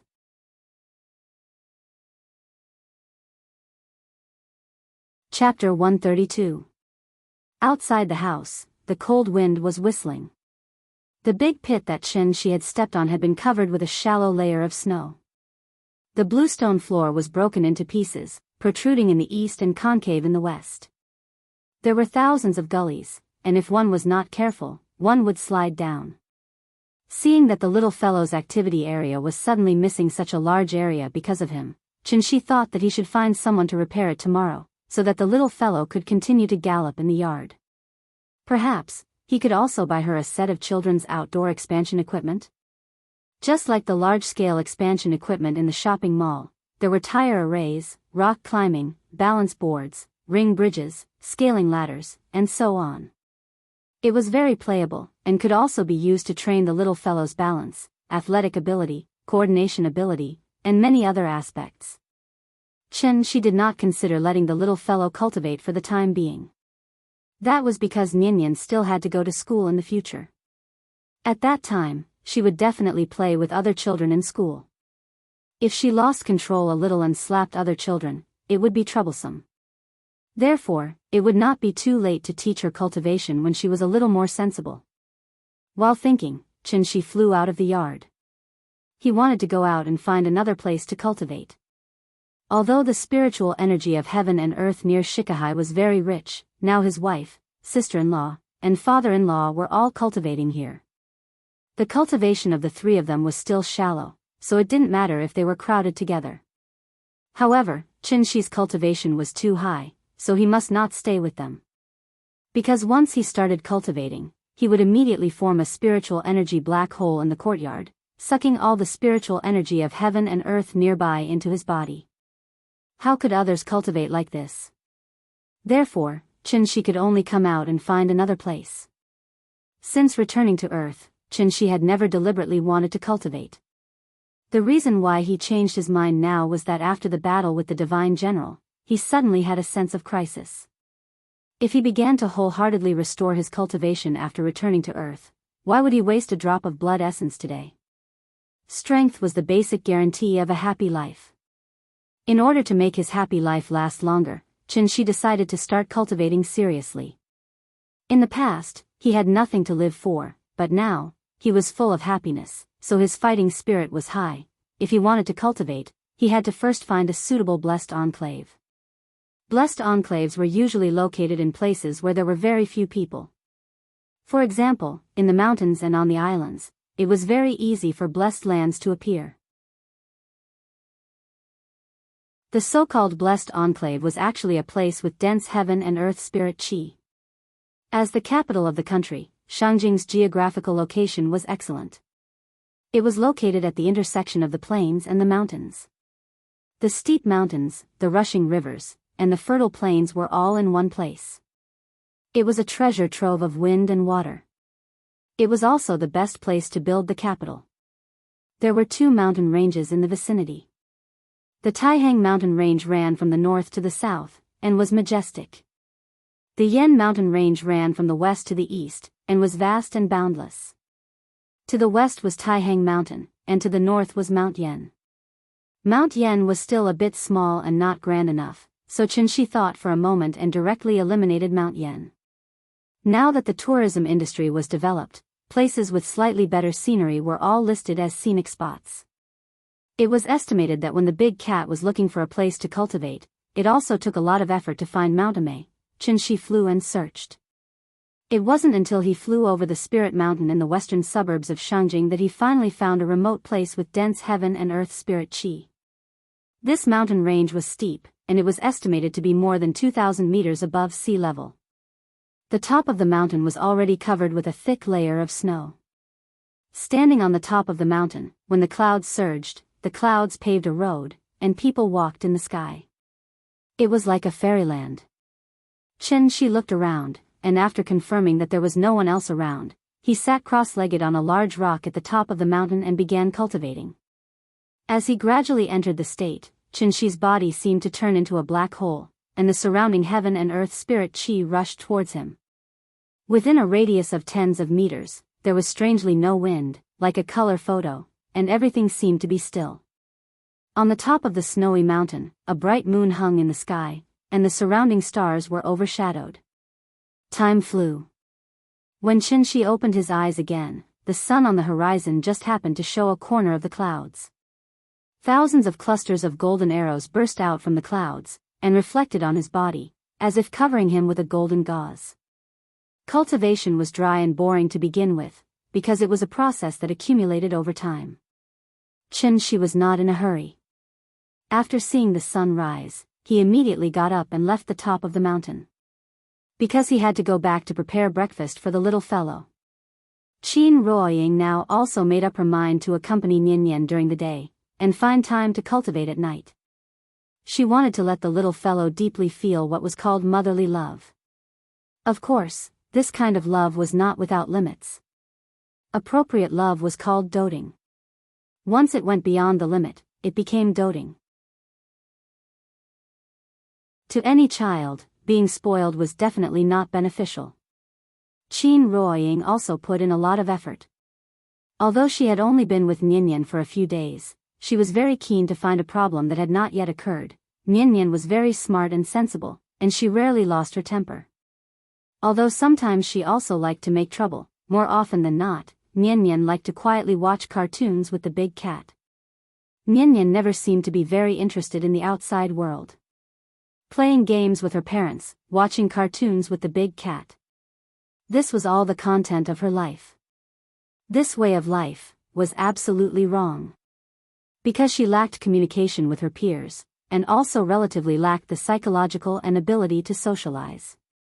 Although the big cat was a monster, and its intelligence was far superior to that of a child, it could not speak, so there was no way to communicate with the little fellow.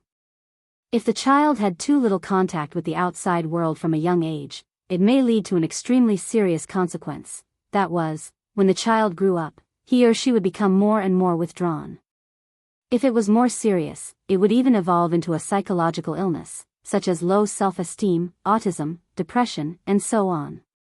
As a parent, in the child's growth process, it was obvious that they should take the initiative to create opportunities for the child to interact with strangers and unfamiliar environments, to increase the child's ability to socialize and adapt to the environment, and to cultivate a cheerful and optimistic character. Qin Ruoying looked at the little fellow who immediately climbed into bed after breakfast. The more she thought about it, the more she felt that something was wrong, so she quickly told this problem to Qin Shi. And when Qin Shi heard what she said, he immediately realized the seriousness of the situation. After all, Aunt Zhang was old and in poor health, so she rarely took Nian out to play with other children. And after he came back, it seemed that he did not take Nian to play with other children. At most, he let the little fellow go to kindergarten, but after a few days, he did not go. No, according to this progress, it seemed that Nian was likely to become more and more withdrawn. She looked very outgoing now, but that was because she stayed by her parents' side all day long. She could not be so introverted in front of her parents, right? What to do?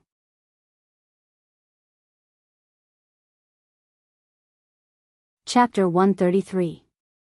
Walking side by side with me is obviously a tough task for a loner like him. The man in the condom. Humans were social creatures. Some Western scholars even categorized loners who do not socialize with others as antisocial personalities. Because this in itself was a sign of morbidity. Being antisocial was different from being alone. Lonely people yearned to socialize with others.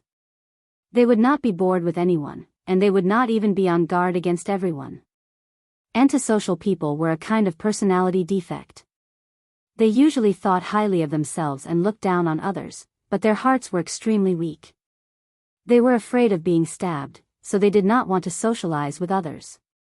When they had to socialize with others, antisocial people would also appear to behave strangely, and pretentiously. They always gave people a feeling of nervousness. They were actually very pitiful.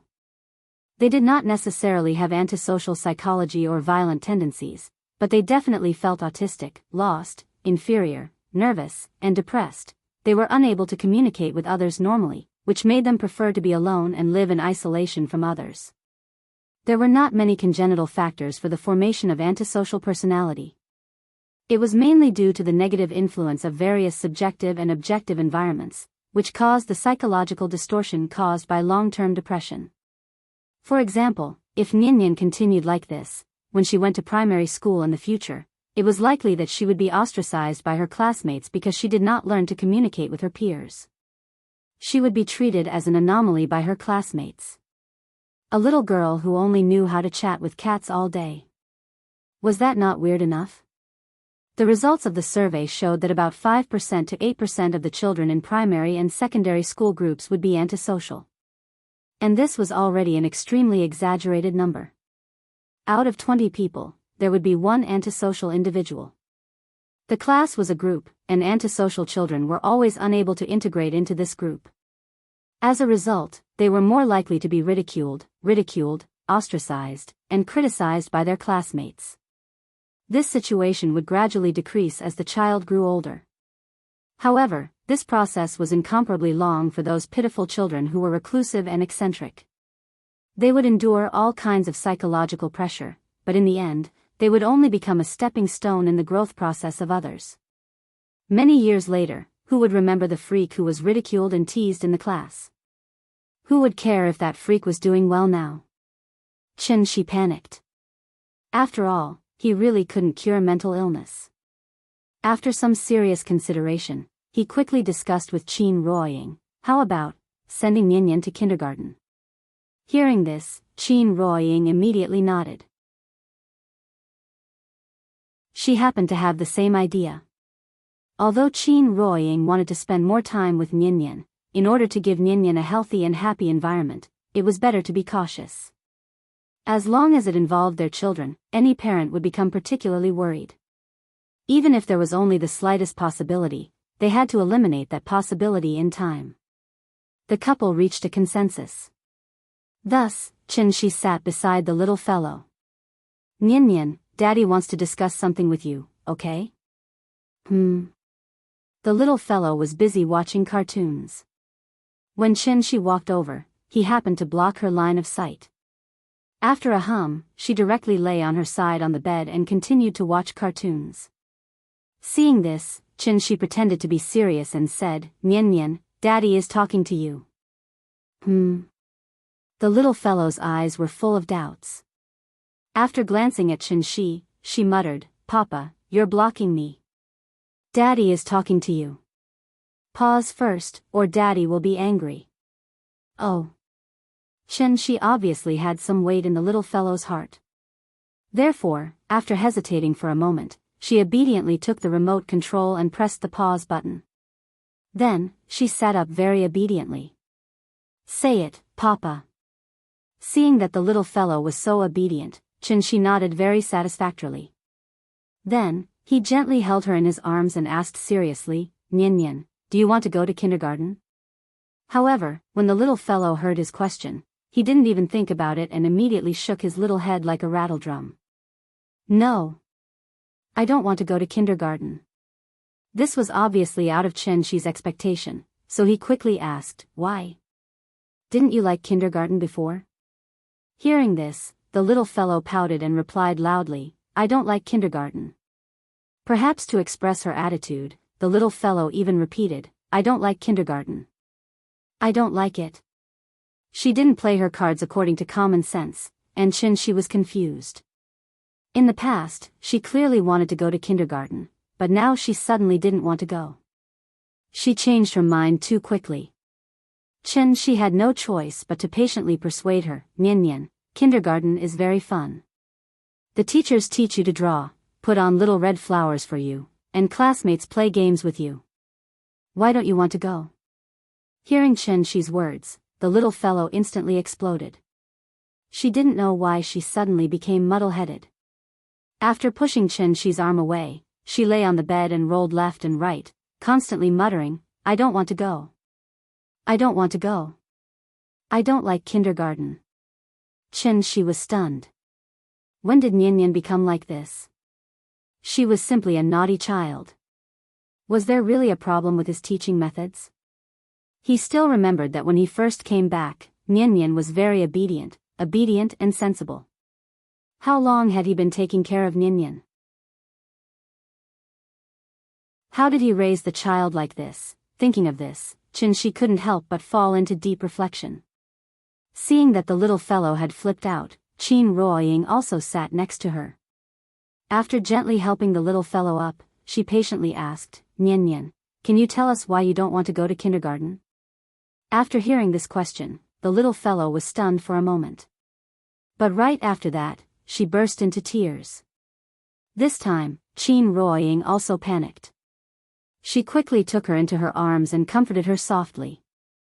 Nian, don't cry. If you don't want to go, we won't force you. But you have to tell us why you don't want to go, right? The little fellow cried miserably. Seeing this, Xianxia hurriedly went to the bathroom and brought her a hot towel. The husband and wife worked together and spent a great deal of effort to stop the little fellow from crying. After a while, the little fellow sobbed, pursed her lips, and said very sadly, I don't want to go to kindergarten. I want to be with Papa and Mama. Hearing this, Qin Ruoying couldn't help but look at Xianxia, and instantly understood the reason. This poor child, she was raised by Aunt Zhang alone before, and her parents were never by her side. Therefore, when the little fellow had her parents again, she didn't want to be separated from them for a moment. And this was obviously the root cause of her recent muddle-headedness. Since the child said so, it was obvious that she couldn't go to kindergarten. Qin Ruoying held Nian in her arms and thought for a while. Suddenly, she said to Xianxia, how about we change the way? What way? Look at the cold weather, there aren't many parents who would bring their children out to play. Nian doesn't want to go to kindergarten. It's definitely not a way to go on. How about this? Let's open a bookstore, or a restaurant, or a coffee shop, so that Nian can meet many strangers.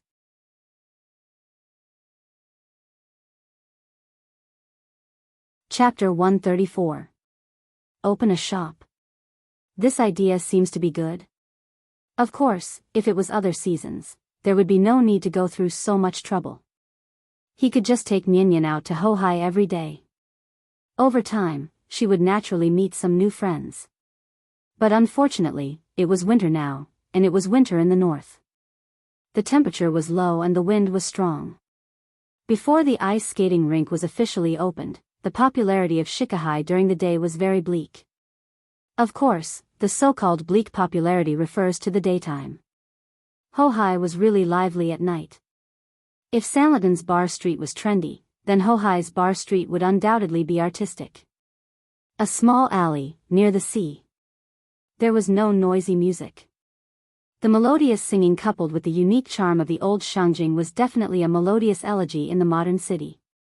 It was really good to open a shop in this kind of artistic and fresh place. Anyway, they were idle all day. Opening a shop to take care of the little guy could also add some fun to their life. Thinking about it, it was also quite good.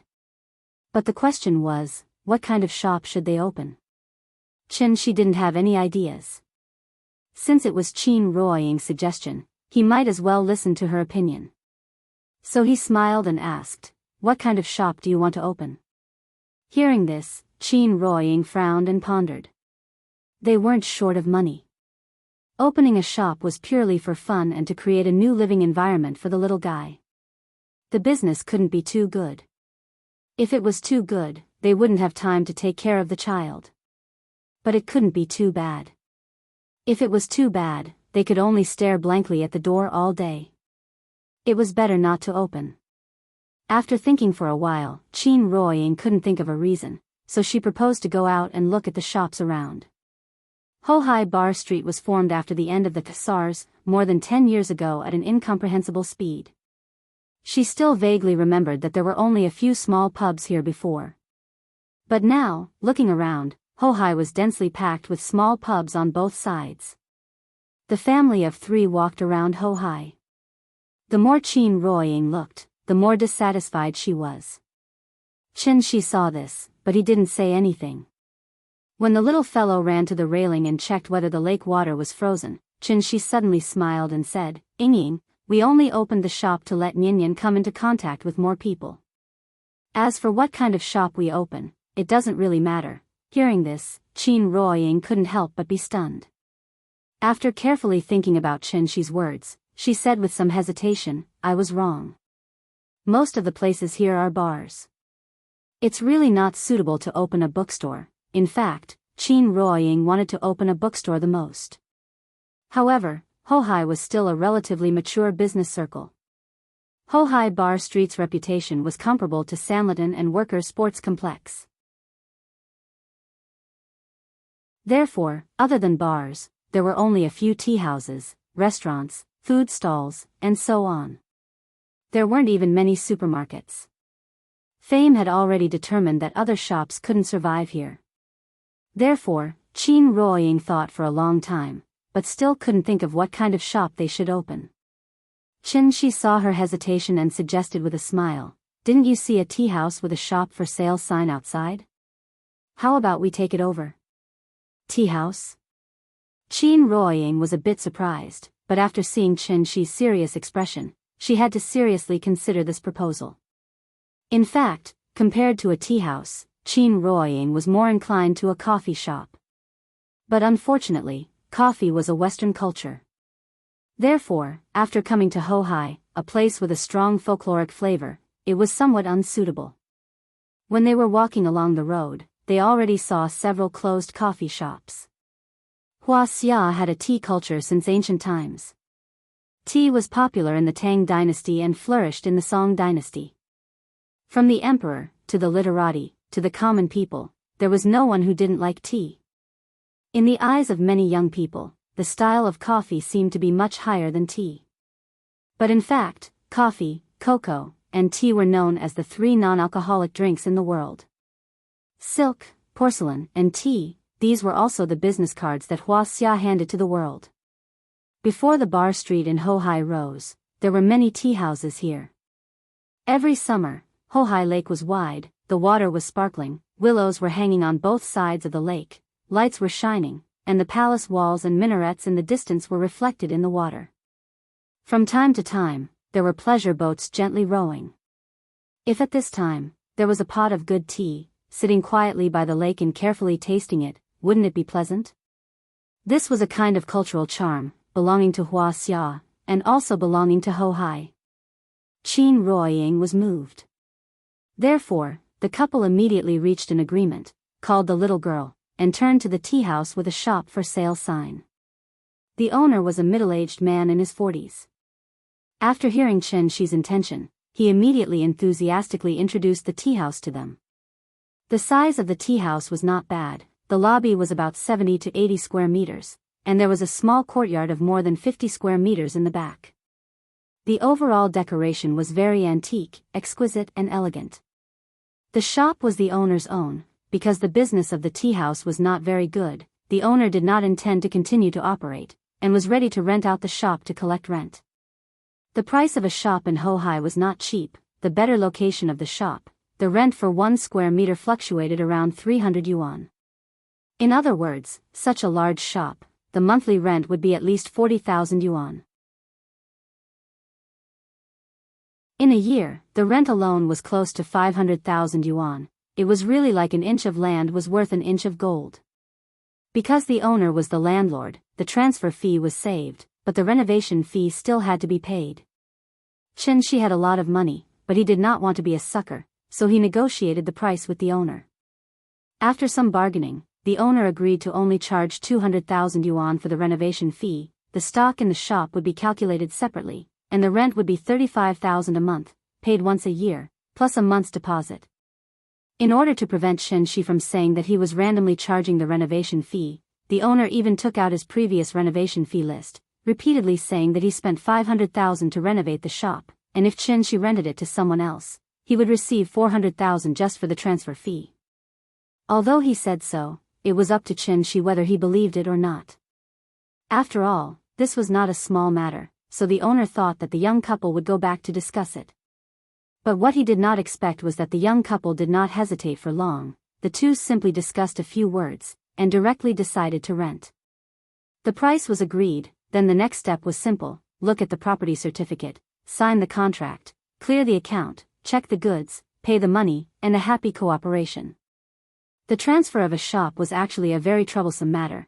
If you want to change the name of the shop, or change the type of business, then you have to let the owner go to the Trade and Commerce Bureau to cancel the original business license, and then Xianxia would go to register again.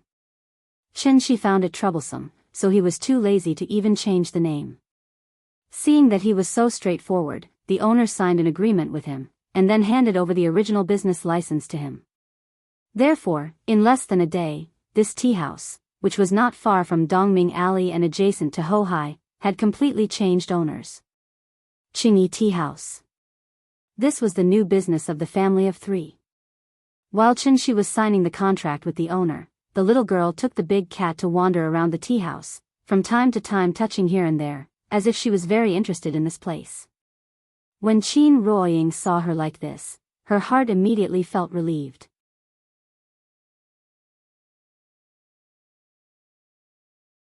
Chapter 135. The next day, the little fellow was woken up by the sound of bricks colliding. She opened her eyes in a daze, climbed to the window, and found that a group of strangers were moving bluestones into the yard. Xianxia stood in the yard and directed the workers. When Qin Ruoying saw the little fellow get up, she immediately came to her and prepared to help her get up. "Mama, what are they doing?" "The yard is broken. Papa asked someone to repair it. After that, you can play in the yard again. Papa is so nice." Hearing this, Qin Ruoying immediately pinched her little face and asked, "What about Mama?" "Mama is so nice." The little fellow flattered, and Qin Ruoying immediately laughed. After gently picking up the little fellow from the bed, she smiled and said, "Let's go. Mama will take you to wash up." "Okay." To repair the yard, first of all, the broken bluestone slabs had to be swept out, and then the mud from outside to fill the big hole. After that, the bluestone slabs could be laid again. The workers made a lot of noise. Qin Xianxia frowned and came out to take a look. Then she slammed the door and went back to the east wing. Recently, she and Qin Yongyan had been completely obsessed with cultivation. They often didn't even go out for a whole day. Xianxia didn't ask them to eat now. Anyway, after the family of 3 had eaten, Xianxia would put all the leftovers into the insulated cabinet. When Qin Xianxia and Qin Yongyan were hungry, they naturally knew to eat by themselves. After breakfast, Qianxi briefly explained to the person in charge of the decoration company that they must finish the work today. After that, the family of 3 went out. The original owner of the tea house was a very particular person. When he left yesterday, he had carefully cleaned the tea house. After a brief check, Qianxi took out a sign from the bar and hung it outside the door. It was open. He didn't even change the sign. He didn't know if there would be any old customers. Qianxi sat at the bar and seriously warned the little girl to be sweet and polite, and to take the initiative to greet the guests when they came in. After the little fellow listened to his incessant warning, she nodded her little head numbly. It was unknown whether she understood or not.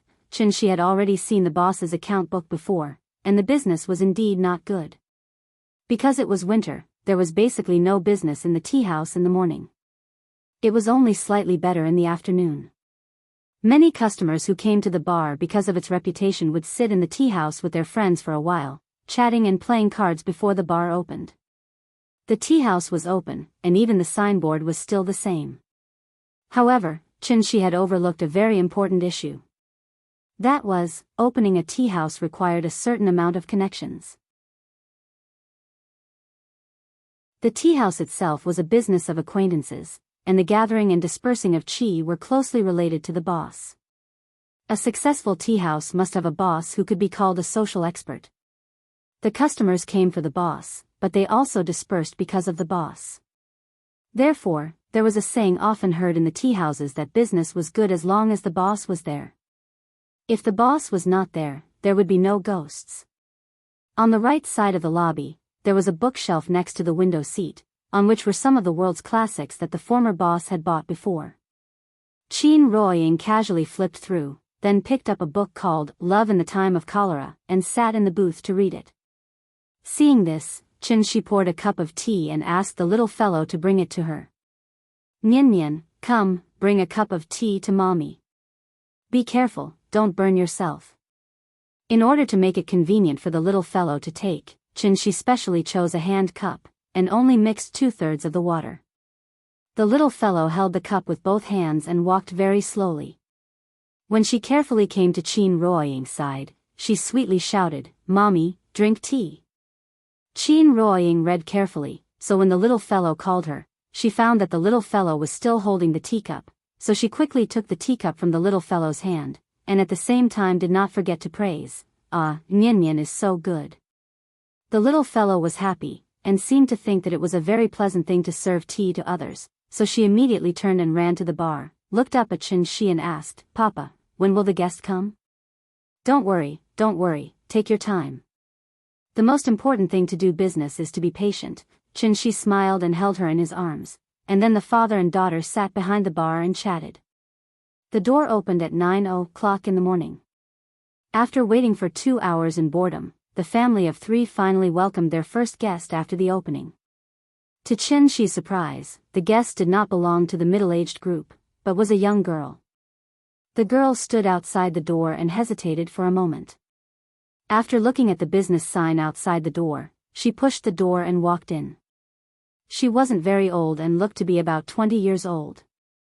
She should be at the age of a down jacket and jeans, but now she was wearing a long coat that did not match her temperament at all, and a combination of pantyhose and boots on the lower half of her body. The girl had put on makeup. Perhaps it was due to her poor technique, but her makeup gave off a strange feeling.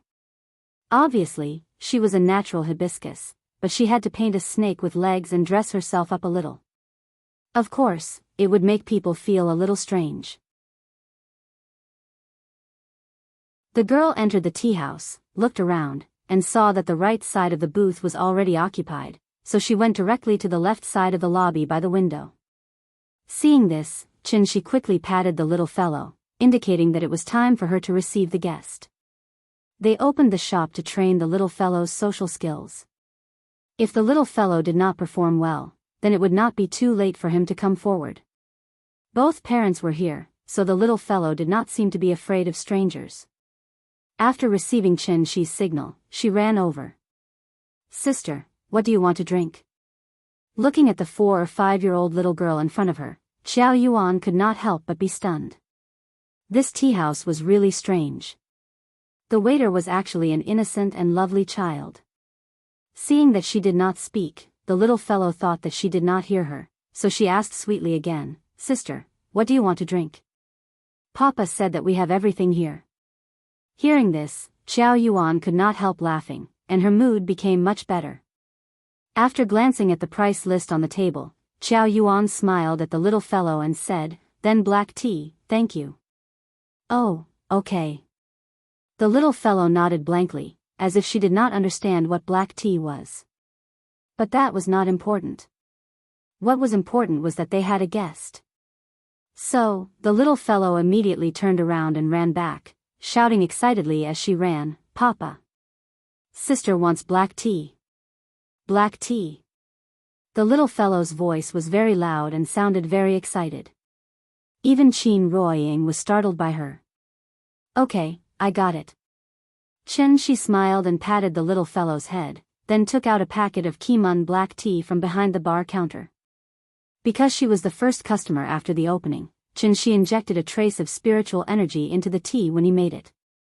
Xiao Yuan would never have dreamed that she would be able to win the first prize by randomly finding a tea house before going to work. "Sister, drink tea." The little fellow's little mouth was very sweet, and her cute appearance was enough to make people melt, so Xiao Yuan was instantly captivated by her. Xiao Yuan hesitated for a moment, then quickly took out her phone and asked Shi behind the bar counter, "Boss, can I take a photo with your daughter?" Shi nodded and smiled, "As long as she agrees." Seeing that she was so popular, the little fellow was so happy that she could not close her mouth. After taking a photo with Xiao Yuan, the little fellow ran back to Shi's side, a little embarrassed. Then, she burrowed into his arms, rubbing left and right and acting coquettishly. Seeing the little fellow's proud look, Shi could not help but nod in satisfaction. Opening a shop allowed the little fellow to interact with strangers, and also allowed her to gain recognition through her performance.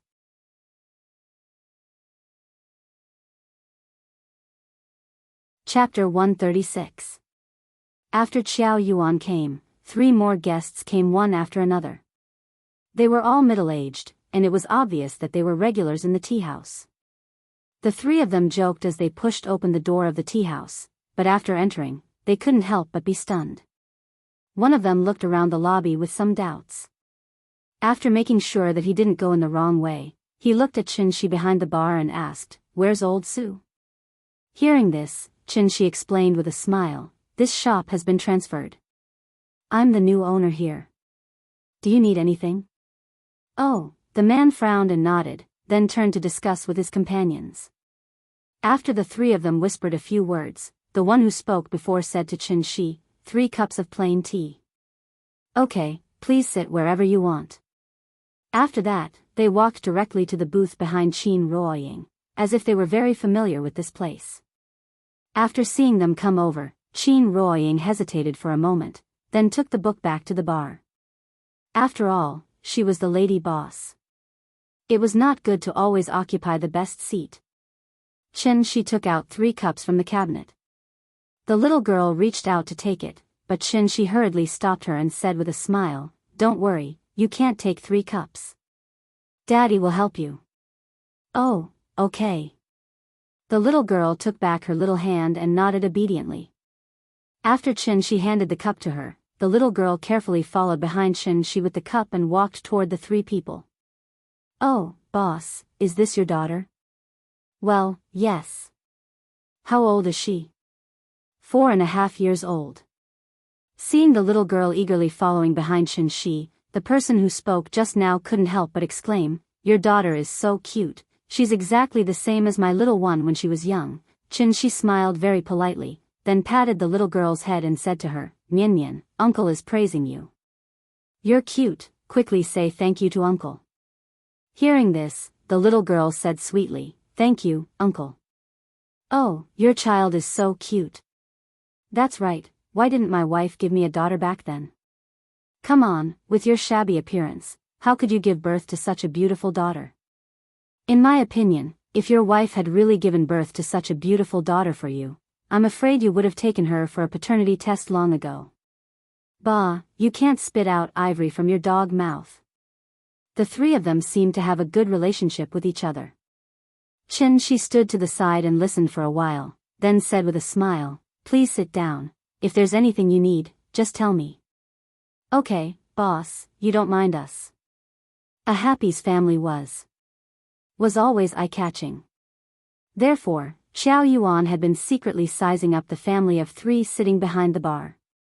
The boss was handsome, and the lady boss was beautiful and virtuous. They didn't seem to lack money at all, and most importantly, they had a well-behaved and sensible child. Thinking about it, Xiao Yuan couldn't help but have a trace of envy in her eyes. Perhaps she realized that she had lost her composure, but when she saw Qianxia look in her direction, Xiao Yuan immediately lowered her head, then picked up the black tea on the table and drank it. The black tea entered her mouth, and the taste was mellow. But when it slowly seeped into her throat, Xiao Yuan faintly felt that there was a delicate fragrance going from her throat to her stomach. The taste was extremely mellow, fragrant, and sweet, which was simply intoxicating. After tasting it carefully, Xiao Yuan felt that her whole person was much more awake, and there was a sudden feeling of enlightenment in front of her. She held the cup in front of her and carefully studied the black tea. What kind of tea is this? Why is it so delicious? It seems to have the effect of refreshing the mind. Xiao Yuan took another sip, and after tasting it carefully, she suddenly thought of something and quickly looked at the price list on the table. This cup of tea is so delicious, it must be very expensive, right? Thinking of this, she couldn't help but feel a little nervous. She had just looked at the price list, and if she remembered correctly, the cost here wasn't very high. However, the taste of this cup of tea made Xiao Yuan suspect that she had just seen wrongly, so she quickly picked up the price list and carefully looked at it. The cheapest was the vegetarian tea, 20 yuan per cup. Biluakun, 28 yuan per cup. Kimun black tea, 38 yuan per cup. And the most expensive Wui de Hong Pao, only 68 yuan per cup. 38 yuan? A cup of caramel macchiato at Starbucks cost more than 30 yuan, and such a mellow black tea only cost 38 yuan? For some reason, Xiao Yuan felt like she had picked up a bargain. If Qianxia knew what she was thinking now, he would probably be unable to help but chuckle. The tea leaves of this kind of tea house were usually bought wholesale from the tea market, 1 bag at a time. A bag of 500 grams, and a cup of 20 kilograms. Each cup of tea only required about 3 to 4 grams of tea leaves, and some people had a strong taste, so they put more than 10 grams of tea leaves. On average, 1 bag of tea leaves could make at least 100 cups of tea. Of course, this didn't mean that the tea house was a profiteering industry. After a little careful calculation, one would know that this tea house was definitely a loss-making business. The profits were high, but the corresponding rent, water, and electricity were also very expensive. The rent here was 35,000 yuan. How many cups of tea would it take to earn that much? Moreover, customers could sit here for a whole day after ordering a cup of tea. The tea house was only so big, so even if the business was booming, there was no way to receive more customers after it was full. Xiao Yuan was still savoring the taste of the black tea when her phone suddenly rang. Xiao Yuan quickly picked up the phone, and a man's voice sounded on the other end. Xiao, you're in luck today. The bill is issued before noon. Come quickly, you can still get lunch, and, okay, I'll be right there. After hanging up the phone, Xiao Yuan shouted to Qianxia, "Boss, the bill." Hearing this, Qianxia immediately patted the little girl and said with a smile, "Nian, go collect the money, 38 yuan, remember to count it." Oh. The little girl thought for a moment and nodded. Then she jumped down from Qin Ruoying's arms and ran directly to Xiao Yuan. She imitated Qianxia and said, "Sister, 38 yuan." Xiao Yuan took out 2 20s and handed them directly to the little girl when she came over. The little girl took the money and then ran back to the bar. "Papa, here." Seeing this, Qianxia and Qin Ruoying couldn't help looking at each other, and both of them laughed. The child didn't know how to add and subtract. It was simply deliberately making things difficult for her to count the money. "Sister gave too much money, so we have to give her change." "Come on, Nian, give these 2 yuan to sister. The little girl was a little confused. However, after hearing Chen Shi's words, she obediently took the 2 yuan and then ran quickly to Qiao Yuan. At this time, Qiao Yuan had already gotten up and was ready to go out. She seemed to have forgotten that the boss should give her change of 2 yuan. Seeing that she was about to push the door open and leave, the little girl hurriedly shouted, "Sister, your money." As she spoke, the little girl waved the money in her hand and ran excitedly to Qiao Yuan's side. Qiao Yuan raised her head and handed the 2 yuan to her. Qiao Yuan stopped and turned to take the 2 yuan in the little girl's hand. She touched her head and said with a smile, "Thank you, sister. Can you tell me your name?" "My name is Chen Nian." "Sister, you can call me Nian Nian." After that, the little girl immediately ran back to the bar, seeming a little embarrassed. "Goodbye, Nian Nian. I'll come to see you tomorrow." Qiao Yuan smiled and shouted at the little girl's back. The little girl didn't look back, so she looked at the couple behind the bar and politely waved to them before leaving. Seeing this, Chen Shi smiled at her in response. Qiao Yuan left.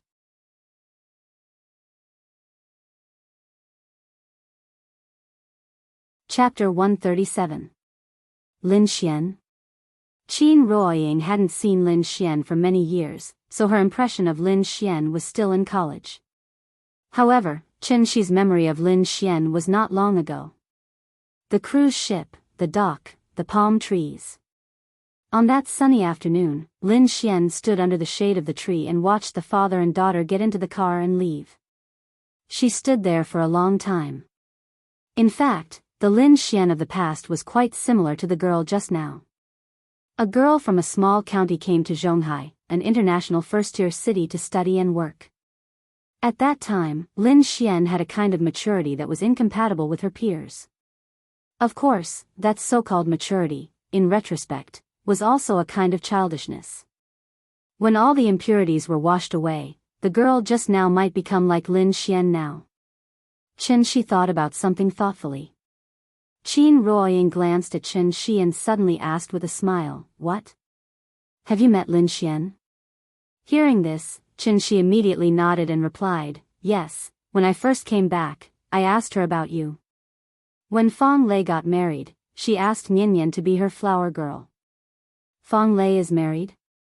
Thinking about it carefully, I haven't seen them in a long time. Do you think we should go back to Zhonghai to meet them? When do you want to go? Qin Ruoying thought for a moment, looked down at the little girl in her arms, and said, "Let's talk about it next spring. The weather is cold, I don't want to go." "Okay." Chen Shi nodded, but then he suddenly thought of something and quickly took out his phone. "Oh, I almost forgot. Your back is such a big thing, we should tell Auntie Zhang the good news first." While speaking, Chen Shi opened WeChat. After sending a video call request to Auntie Zhang, Chen Shi handed the phone to Qin Ruoying. Qin Ruoying paused for a moment and quickly took the phone. The video call request rang a few times, then it went through without a beep. Auntie Zhang seemed to be busy with something. The screen showed the ceiling of her house. After she accepted the video call, she probably put the phone on the table. "Yo, stinky brat, you finally remembered to give this old woman a call?" Auntie Zhang's granddaughter was crying. She was so busy comforting her granddaughter that she didn't have time to look at the phone. Qin Ruoying looked at the screen. She didn't see Auntie Zhang, so she hesitated for a moment before saying gently, "Auntie, it's me, Yingying." Auntie was stunned. Then, he grabbed the phone on the table and shouted at the camera with a surprised face, "Oh my God! Yingying! When did you come back?" Seeing that familiar face, Qin Ruoying was also slightly excited. She quickly replied, "I just came back a few days ago. I'm discussing with Chen Shi when to go to Chengdu to visit you." "Thank God, you're finally back. Where are Chen Shi and Nian Nian?" Come, let me see your family." Hearing Auntie Zhang's request, Qin Ruoying raised the phone high and then asked Chen Shi and the little girl to come over. In the video, Qin Ruoying leaned close to Chen Shi, and Chen Shi held the little girl in his arms. Both of them looked at her with a smile. The little girl poked her head out and saw Auntie Zhang in the video. She immediately shouted excitedly, "Grandma! Grandma!" As she shouted, she waved her little hand and motioned for Auntie Zhang to look at her. "Io, your family is finally reunited." Looking at the family of 3 in the video, Auntie Zhang's words were also quite emotional. After so many twists and turns, they were finally reunited. Qin Ruoying and Auntie Zhang talked about old times, and Qin Shi held the little girl and listened with a smile. The two of them chatted for more than half an hour. When Auntie Zhang had to prepare lunch for her granddaughter, Qin Ruoying reluctantly said goodbye to her. She had already made an appointment with Auntie Zhang to go to Chengdu during the New Year. Because of the tea house, Qin Shi casually ordered a few dishes at the Chinese restaurant next door for lunch. One for them, and the other for the 2 cultivation maniacs at home. The business in the afternoon was indeed better. Before 3:00, there were already 4 or 5 tables of customers. Qin Ruoying did the math. The average cost per table was 80 yuan. At least 15 tables of customers were needed to earn back the daily rent. This did not include the artificial water and electricity. Of course, they did not want to make money. Qin Ruoying did the math just for fun. The owner of the tea house was like an immortal couple, the lively and lovely daughter, and the black cat that lay on the bar all day long. In just 3 days, many people knew that the owner of the Qingyi tea house had changed. It was not because Qin Shi was really so eye-catching, but because of the sign hanging at the door. This tea house does not provide chess and card entertainment. This tea house had become a pure tea house. The so-called tea house did not provide chess and card entertainment, but only provided tea and a relatively quiet and relaxing environment. Many people came to the tea house to play cards, so when Qin Shi hung the sign outside that no chess and card entertainment was provided, the business of the tea house went downhill. However, there were gains and losses in everything. The chess and card tea house became a pure tea house. There were fewer individual customers, but more frequent customers. For example, Xiao Yuan. Since the day Xiao Yuan drank the black tea here, she would come to the tea house at 11:00 every morning. Then she would order a cup of black tea and quietly sit on the sofa to read the book she brought. When she did not receive a call, Xiao Yuan would sit in the tea house all day and would not leave until 6:00 in the evening. Every day was like this, so in just a few days, she was very familiar with Ninian. Qin Shi found out from chatting with her that Xiao Yuan was a junior at Beijing Normal University. The reason she came here every day was that she recently found a part-time job in Hohai. Her part-time job seemed a bit strange. After 3 days, she only went to work on the first day. For the next 2 days, she sat in the tea house all day reading and only left in the afternoon. Although Xiao Yuan did not say what her part-time job was, Qin Shi thought it might be related to the bar. This afternoon, including Xiao Yuan, there were only 3 tables of customers in the tea house. Suddenly, there was a sudden sound of tires braking on the street outside, followed by a burst of shouting. A customer was alarmed, so he curiously went out of the tea house to take a look. When he went out, he saw a large group of people standing in front of a bar not far away. It was not the opening hours of the bar, and those people did not look like they were here to drink. Some of them seemed to be here to make trouble. This was Hohai, Suzhou City, under the emperor's feet. It was strange that someone dared to make trouble here in broad daylight. The customer looked around and then asked his friends to come out and take a look. Qin Ruoying saw this and followed him out. Xiao Yuan sat by the window, so she wanted to see the situation outside through the window. But at this moment, her phone suddenly rang, giving her a fright. Xiao Yuan answered the phone. After listening to a few words, her face changed greatly. She quickly hung up the phone, stood up from her seat, and looked around the tea house at a loss. She ran directly to the bar and then said to Qin Shi with a pleading face, "Boss, can you let me hide here for a while?"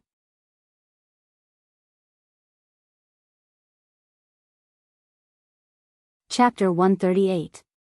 There was an empty space below the bar, which was just enough for one person to hide. When Qianxi heard what she said, he was instantly amused. So the commotion outside was caused by her? Qiao Yuan gave Qianxi a good impression of her. She seemed to be like Lin Xian in the past, with poor family conditions, which was why she chose to work part-time in her spare time. Although she deliberately dressed herself up to the nines, she still faintly emitted a reserved and inexperienced aura that belonged to her age. And this was not something that could be covered up by makeup and dressing up. Then you sit here, I'll go out and take a look at the situation. As he spoke, Qianxi stood up and gave up his chair. When Qiao Yuan saw this, she immediately squatted behind his chair, trying to use the bar and chair to hide her figure. When the little girls saw her sneaking around, she was instantly delighted. After clapping her hands to signal Qianxi to put her down, the little girl ran directly in front of Qiao Yuan and said excitedly, "Sister, do you want to play hide and seek? I can play with you." Hearing this, Qiao Yuan could not help but be speechless.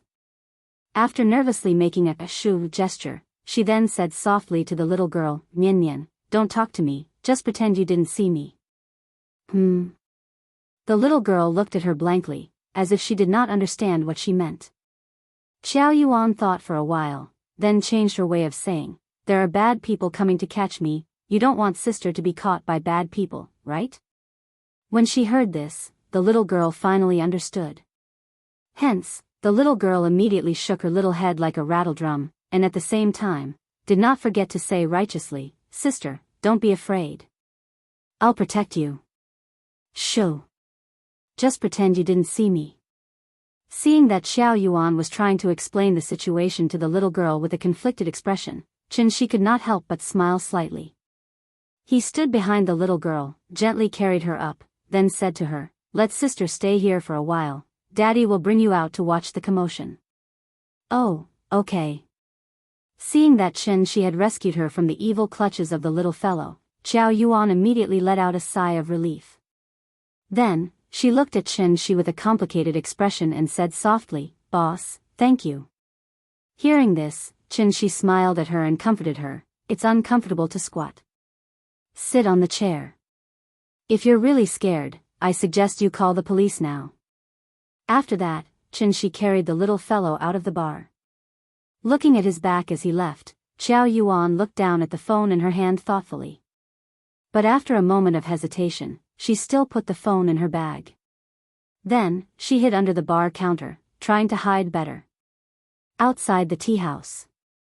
When Qin Ruoying saw Qianxi carrying the little fellow out, she immediately came to his side.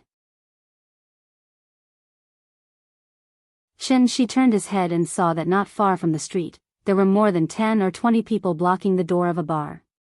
This group of people was not old, about 20 years old. They were very arrogant and their mouths were full of obscenities.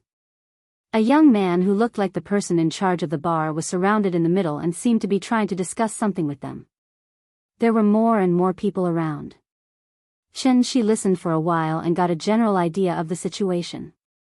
This was a shill bar. The so-called shill bar was that, while operating normally, it would arrange some keyboard players to chat with people on the internet, using dates as bait to lure people to come here to spend money. If it was a normal customer who came to the bar to spend money, then they would think that the bar was not bad and the cost was not high. But if it was a customer who was brought here by a bartender, then their spending here would be more than 10 times higher. Shill bars were not only in the form of bars. Many coffee shops, restaurants, gift shops, and even tea houses might be shill bars.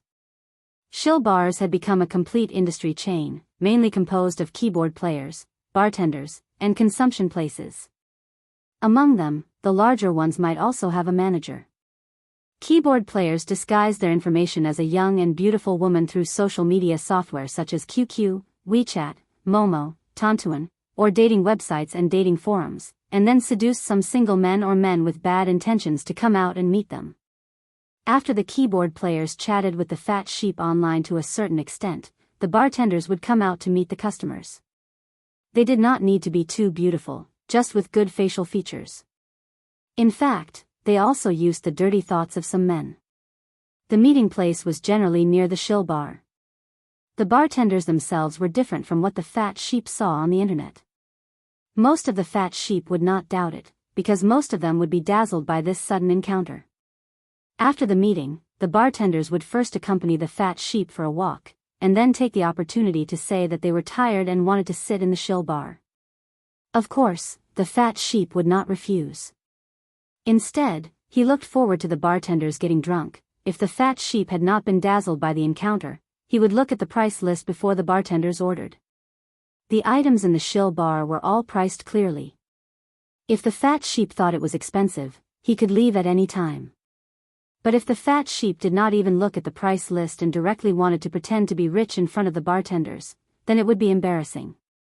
2 drinks and a fruit plate of 388 yuan. This was only the first step, and the price would be lighter. If the fat sheep agreed to let the bartenders order wine, it would be upgraded to the second step. A red wine that cost more than 10 yuan would be sold here for 1,888 yuan and 3,888 yuan. A black-hearted person could even ask for 8,888 yuan directly. If the fat sheep refused to pay, then sorry, the shill bar's hatchet man would come out. It was not a real fight, but a threat. If he did not pay, he would not leave. A smarter fat sheep would ask to share with the bartenders, only give half of the money, and then call the police afterwards. However, it was a pity that the industry itself was in a gray area.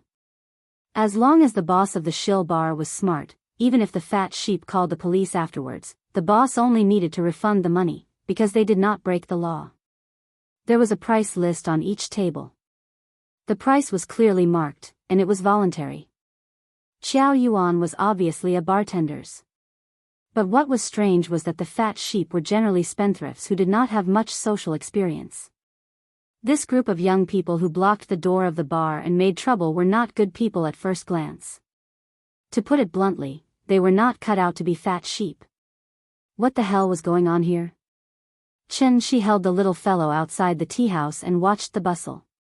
At this time, someone said, "She's in the tea house over there." After the group of people heard this sentence, they immediately rushed in the direction of Shi. Several guests in the tea house were still happily watching the bustle, but when they saw the group of people suddenly coming over, they quickly hid to the side. There was a street outside the tea house, and across the street was Ho-Hai. Shi and Qin Ruoying stood side by side at the entrance of the tea house. After the group of young people came over, they surrounded them. The little fellow was obviously frightened by their formation, so he immediately shrank back into Shi's arms. Seeing this, Shi handed the little fellow to Qin Ruoying, and then motioned her to take the child in first.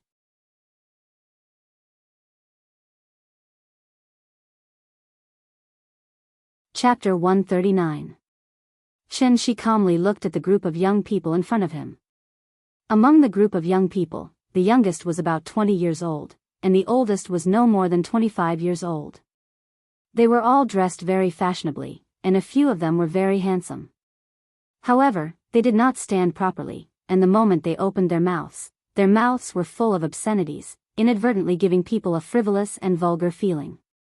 The leader was about 24 or 25 years old. After his companions surrounded the door of the tea house, he stood in front of Shi with a cigarette in his mouth. As if he wanted to create momentum for himself, the young man didn't hold back and directly blew a smoke ring at Shi. However, he didn't expect the wind to be very strong today.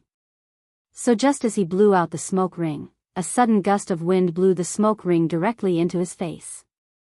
Choked by the smoke, the young man immediately lowered his head and couldn't help but rub his eyes. As a result, the imposing manner that he had deliberately created was destroyed and completely disappeared.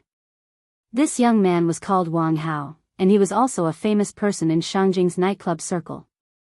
Whenever it was night time, it was time for Wang Hao to shuttle through the major bars. Recently, Wuxia suddenly set off a hip-hop craze, just like the rock craze of the 80s and 90s, which suddenly became popular all over the country. Wang Hao was one of the first underground rappers. After catching up with the hip-hop craze, he was also in the limelight in Shangjing. Most of the bars in Ho-Hai were small bars, so Wang Hao wasn't familiar with this area. The reason why he brought people here today was because one of his brothers was cheated of money by a bartender. His brother was related to him and just came out from his hometown to mingle with him. Before, he was a very honest person and didn't see much of the world, so he didn't understand the twists and turns of the bar. After chatting with the keyboard player online for a while, the brother suddenly became hot-headed and wanted to ask the girl to come out and meet. Coincidentally, the bartender that the boss arranged for him was Xiao Yuan. In terms of appearance, Xiao Yuan's appearance was definitely the best among the group of bartenders. As a young man who had just come to Shangjing, when had he ever been in close contact with a beauty of this level? Therefore, he was mesmerized by Xiao Yuan at that time. Xiao Yuan didn't say much to him before he excitedly ordered some wine. The more he drank, the more confused he became. In the end, he directly opened a big order of 20,000 yuan. 20,000 yuan, 20% for the keyboard, 40% for the bartender, and another 40% for the boss. After the order was confirmed, Xiao Yuan would get 8,000 yuan. Usually, the bill would only be settled once every half a month or a month. That was because if the customer called the police, the bill would be refunded. Therefore, the money had not yet reached Xiao Yuan's hands. It was rare to see someone like Wang Hao who didn't call the police and instead brought his own people to cause trouble. Everyone was in the same business. Wang Hao was in the right now, so the boss decisively refunded the 20,000 yuan to him. But what was strange was that Wang Hao was not satisfied with the money he got back. He actually asked the boss to hand over Xiao Yuan. This request was too much. The boss couldn't agree, so he tried to negotiate with them. However, while the boss was negotiating with Wang Hao, a girl who was usually jealous of Xiao Yuan secretly betrayed Xiao Yuan. Therefore, Wang Hao brought people directly to the tea house. The girl who betrayed them was very clever and didn't expose herself.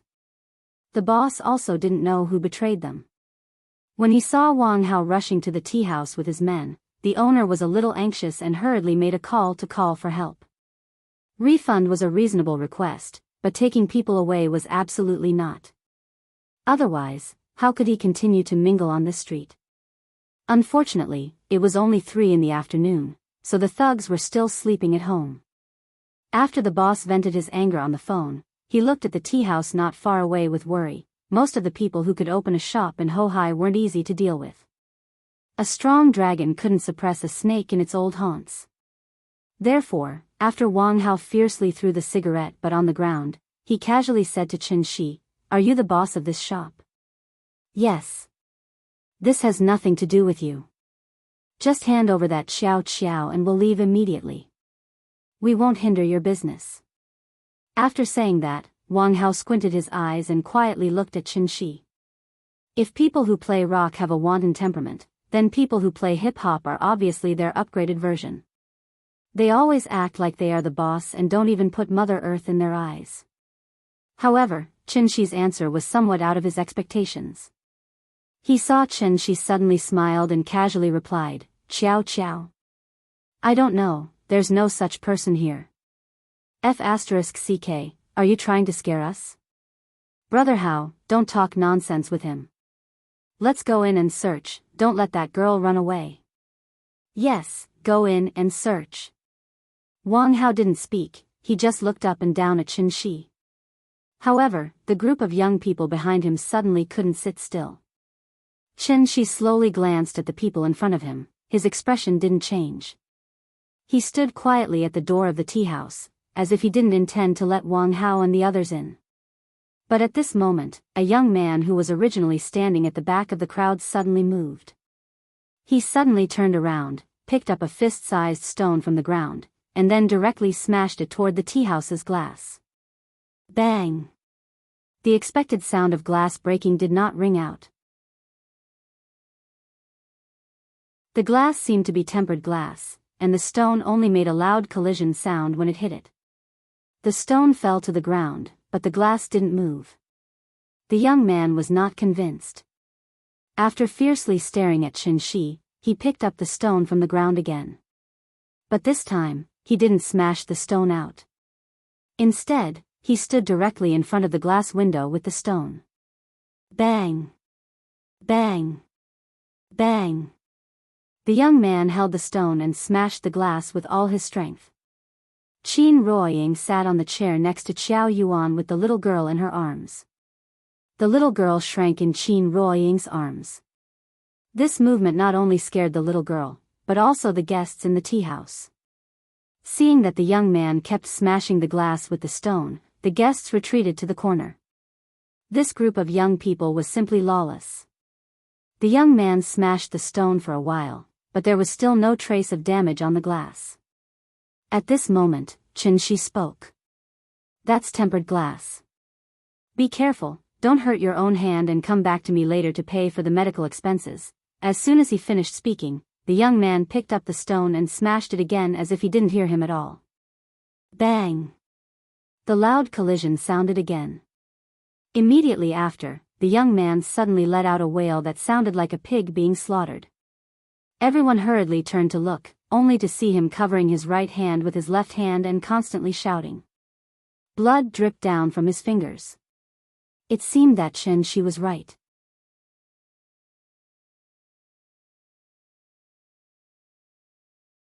Chapter 140. Smashing the glass and injuring his own hand? This sudden turn of events shocked everyone present. It seems to be quite serious. Quickly take him to the doctor to stop the bleeding. Turn left on this street, there is a small clinic less than 200 meters away. Seeing that the young man's hand was bleeding profusely, Chen Shi reminded Wang Hao with a smile. After hearing Chen Shi's words, Wang Hao seemed to have finally come back to his senses. He hurriedly asked someone to take the injured person to the clinic to stop the bleeding. After the injured person left, the group of young people in front of him could not help but look at each other. They wanted to smash someone else's glass as a demonstration, but they did not expect to injure their own hand instead of breaking the glass. This was truly a great loss of face. Wang Hao coughed a little awkwardly. But immediately after, he said to Chen Shi with some annoyance, "Boss, I didn't bring so many brothers here today to stand here in the cold wind. You opened the door to do business, so you should know that it's better to avoid trouble. How about you let the girl come out, and we'll part on good terms?" Chen Shi did not respond. Instead, he smiled and shook his head. "CNM. Do you believe that we'll smash your broken tea house?" It was unknown who had suddenly said such a sentence. Hearing this, Chen Shi thought for a moment, then asked with some doubt, "Didn't we smash it just now?" As soon as these words came out, it was like a spark falling into a pile of gunpowder. The group of young people in front of him was instantly ignited by him. A few of the hot-tempered ones were about to rush up on the spot. Looking at their aggressive postures, it seemed like they were about to make a move. However, before Chen Shi could react, Wang Hao had already opened his arms and stopped them. Wang Hao was not stupid, and he was already past the age of fighting for personal feelings. Although he usually acted extremely arrogantly, in reality, he was very measured in his actions. This was not a small county, but the capital of Wuxia Xianxia. The water in Xianxia was very deep. If you casually threw a brick on the street, it could hit a big shot that they absolutely could not afford to offend. Wang Hao had come from a small county and had finally made a name for himself. So how could he do something as stupid as taking the lead to cause trouble? Even if they wanted to make a scene, they would only do so after he left. Just like wine stalls, every industry had its own rules of survival. Throwing stones and smashing glass was actually not a problem at all. Even if they rushed in and smashed things up, they would only need to pay some money in the end. Article 275 of the criminal law clearly stipulates that, in cases of intentional destruction of property, if the loss of public or private property exceeds 5,000 renminbi, the case shall be filed for prosecution. In other words, as long as the loss did not exceed 5,000 yuan, the police would not file a case. These days, hooligans were not scary. What was scary was that hooligans were cultured. Therefore, it was fine to smash the shop, but not to beat people up. Now that there were so many people watching, if this person were to lie on the ground and insist that there was something wrong with his brain, then they would obviously have to spend a short holiday in the police station. However, Wang Hao's patience had been worn out by Qin Shi. After signaling them not to make a move, Wang Hao spat on the ground and said fiercely, "Go in and find him." After saying that, Wang Hao stared coldly at Qin Shi, as if warning Qin Shi not to blindly interfere. Following his order, the young people behind Wang Hao swarmed toward the door of the tea house. However, they were wrong. They did not make a move, but that did not mean that Qin Shi would not make a move. Qin Shi was too lazy to talk nonsense with them. If anyone dared to approach the door, he would kick them. Being a bartender was not a glorious profession. After figuring out the cause of the matter, Qin Shi wanted Xiao Yuan to go out and give them an explanation. After all, it was Xiao Yuan who was wrong first. But unfortunately, this group of young people were very stubborn. Under their superficial skin was an infinitely inflated heart. The group of people wanted to hang a sign on their faces as they walked, saying, "I am the most awesome, I am the best in the world." Their aggressive appearance also scared Ninian. Therefore, the side that was supposed to be in the right was particularly hateful in Qin Shi's eyes. The two young people who rushed at the front thought that Qin Shi did not dare to stop them, so they did not even look at Qin Shi and rushed toward the door. However, just as they were about to touch the door of the tea house, Qin Shi suddenly kicked them back. Qin Shi had a sense of propriety. He did not hurt them, but made it impossible for them to get close to the door. Looking at the two brothers who were kicked back by Qin Shi, Wang Hao suddenly flew into a rage. "TMD. You dare to make a move? Beat them to death." Since the other party had made a move, how could he tolerate it? Therefore, he led the charge. At this moment, the door behind Qin Shi suddenly opened. "Stop!"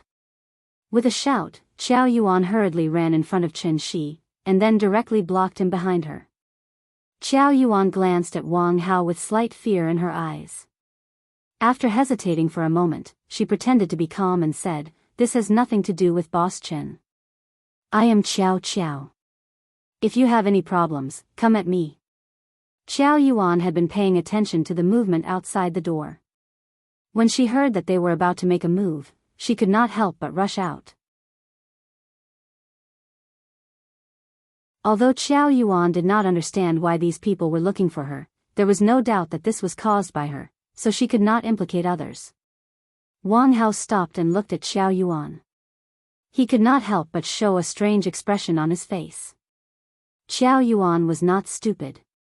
When she realized that the other party had brought a lot of people, she decisively called the police. Therefore, standing in front of Wang Hao, Xiao Yuan had some confidence. She held the phone and shook it in a circle. Then, Xiao Yuan continued to say to Wang Hao, "I'm warning you not to mess around. I just called the police. The police will be here soon." Hearing this, Wang Hao could not help but laugh. He casually mocked, "Call the police? What? What law did we break? B*TCH, let me tell you. It was a small matter, but now you've made a big deal out of it. Just you wait." After he finished speaking, he pointed at Xiao Yuan fiercely. Xiao Yuan was frightened by him. She could not help but take a small step back. But what was strange was that Wang Hao did not do anything. Instead, he brought his people directly to the opposite side of the street. Then, they stood in a row against the railing. Xiao Yuan was a little confused. She could not help but turn to look at Qin Shi and ask, "What happened to them? Did you call the police?" I called the police." "Then let's wait for the police to come." After he finished speaking, Qin Shi turned and returned to the tea house. Xiao Yuan looked back at Wang Hao and his people with some doubts. She realized that he was still staring at her fiercely, so she followed Qin Shi into the tea house in fear. Gangsters had a characteristic, which was that they bullied the weak and feared the strong. So when they heard that the police were coming, they immediately became obedient. But so what if the police came? Were they going to take them all back to the police station? In Wang Hao's words, that was.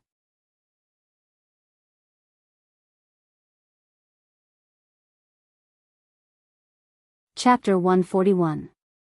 After hearing that Xiao Yuan had called the police, Wang Hao and his men dispersed. Gathering a crowd to make trouble? No, they just came to Hohai to see the scenery. Xiao Yuan was still a little confused, but seeing that Wang Hao and his men hadn't left, she didn't dare to run around and could only obediently follow Qin back to the tea house. After Qin returned to the tea house, the guests at the 2 tables gave him a thumbs up and praised, "Boss, you're amazing, you're a real man," not to mention who was right and who was wrong. Just Qin blocking the entrance of the tea house by himself was enough to make them applaud and praise him. This boss was very competent. Qin Ruoying whispered to the little girl at the bar, making her giggle from time to time. After seeing that Qin had returned, the little girl immediately rubbed against Qin Ruoying's arms and reached out for Qin to carry her. After Qin picked her up from Qin Ruoying's arms, the little girl asked sweetly, "Papa, what were you doing outside?" Papa was reasoning with them. Why? Did they scare you? Hearing this, the little girl immediately shook her head and pouted, "No, I don't like them." Children were sometimes very strange, and the first impression a stranger left on them was very important. If this person was someone they liked, then they would immediately be very kind to this person, as if they were familiar with him. But if this person wasn't someone they liked, then sorry, the child would stay as far away as possible. Unless their parents were around, they wouldn't get too close. The group of people outside was obviously not the little girl's favorite. Qin touched the little girl's little face and said with a smile, "This is our home. If you don't like them, then Papa won't let them in, okay?" "Okay."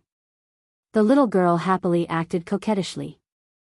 At this time, Xiao Yuan slowly walked over. After hesitating for a moment, she said very embarrassedly, "Boss, I'm sorry for the trouble." After saying that, Xiao Yuan suddenly bowed to Qin. Before Qin could say anything, Qin Ruoying waved at her and smiled. "It's nothing. Why don't you come over and have a chat?" Hearing the lady boss's words, Xiao Yuan obediently sat beside her. "How long have you been in this business?" "Half a month. How much did you earn?" Xiao Yuan was stunned for a moment. Then, she said hesitantly, "If this order is included, it should be more than 20,000 yuan. However, the bill hasn't been paid yet. Why do you want to do this?" "If I remember correctly, you are a student of Beijing Normal University, right?" Qin Bei is from Beijing Normal University, and Beijing Normal University is known as one of the 4 famous universities in Beijing. It can even be ranked in the top 20 in the country. Do you think it's appropriate for a student from Beijing Normal University to be a prostitute? Qin Ruoying's voice was very soft and gentle, but every word pierced Xiao Yuan's heart. Xiao Yuan lowered her head in silence. After a long while, her tears flowed down silently. Seeing that his wife was about to talk about life ideals with others, Qin held the little fellow and sat in the center of the lobby, leaving some private space for them. Xiao Yuan sobbed in a low voice. Qin Ruoying waited for a moment, then took out a few tissues and handed them to her. "Can you tell me why?" Xiao Yuan took the tissues and wiped her tears. After taking a deep breath, she looked at Qin Ruoying and said sadly, "My father is sick. He needs money. I've done a lot of work, but I can't make any money. Someone recommended me to work in a KTV. I was afraid, so I didn't go. But I really need money, so they recommended me to be a prostitute." Xiao Yuan's family was very ordinary. Her father was a middle school teacher, and her mother was an elementary school teacher. Their income was not high. They relied on her father's tuition classes to earn some extra money. Their family barely reached the standard of a well-off family. She was a very happy girl. Although her family was not rich, she did not have to worry about food and clothing. Her family was happy. She could be regarded as a pretty girl in a small family. Xiao Yuan also worked hard. She was the top liberal arts scholar in her county during the college entrance examination. However, sometimes the reality was more cliché than stories. After all, life was like an electrocardiogram. If it was smooth sailing, it meant that you were dead. 3 years ago, Xiao Yuan's father was diagnosed with chronic uremia. So there were only two paths left in front of them, lifelong dialysis or kidney transplant. The price of dialysis was not too expensive. The charge was slightly different in each place. The price of a single dialysis was about 400 yuan. A patient had to undergo dialysis at least 3 or 4 times a week, about 13 times a month. It cost 5,200 yuan, about 60,000 yuan a year. 60,000 yuan didn't sound like much. However, for an ordinary family in a small county, this was already a huge expense. Because of his health, Xiao Yuan's father was forced to close the tuition classes. However, he did not quit. Instead, he insisted on going to work every day. Xiao Yuan's father often said, Xiao, don't worry about family matters. Just study hard. When you graduate and find a good job, Dad can enjoy life. This illness was not life-threatening for a while, but it would put a lot of financial pressure on a family. So every time Xiao Yuan returned home, she would feel that her parents had aged a lot. It was also because of this that Xiao Yuan worked part-time while studying hard to earn scholarships since her freshman year. She had done many jobs, such as waitress, tutor, courier, and part-time model. Part-time model was the fastest way to earn money, but this kind of good thing was not common. In fact, she had the qualifications to become a contract model, but Xiao Yuan did not forget that she was still a student. So, she decisively refused. She wanted to give her father a kidney transplant, but it was a sky-high price. The kidney source started at 200,000 yuan, and the surgery cost 50,000 to 60,000 yuan. After the kidney transplant was successful, he would need to take anti-rejection drugs, which cost about 10,000 yuan a month. After half a year, she would have to pray that there would be no infection or rejection. Otherwise, the condition might worsen. Moreover, a kidney source was not easy to find. Although a kidney transplant might not be able to cure him, compared to lifelong dialysis, a kidney transplant was indeed the most ideal treatment. So, Xiao Yuan only wanted to save 300,000 yuan as soon as possible, in case a suitable kidney source appeared in the future and she did not have the money to give her father a kidney transplant. Xiao Yuan was very thrifty. Even the clothes she was wearing were borrowed from her best friend. There were 38 cups of black tea in Xianxi's tea house. If it were not for the fact that the bar saleswoman had to wait near the bar at all times, and sometimes she would wait for a whole day, she would not come in and sit down for a cup of tea. Being a bar saleswoman was indeed very profitable. In addition, she had some beauty. So, Xiao Yuan had successfully slaughtered a few fat sheep in just half a month. The money came so easily, but it also made Xiao Yuan feel a sense of guilt. So, she saved these people's phone numbers. She had already decided that when her father recovered from his illness, she would return the money to these people one by one and sincerely say, "Thank you." She really could not think of any other way, so, sorry. Qin Ruoying was a very qualified listener. She sat there and quietly listened to Xiao Yuan's story. After Xiao Yuan finished her story, Xiao Yuan could no longer hold it in. She suddenly lay on the bar counter and burst into tears. Perhaps she had been suppressed for too long, so the girl cried very sadly. Seeing this, Qin Ruoying gently put the tissue next to Xiao Yuan. Then, she looked at Qianxi thoughtfully.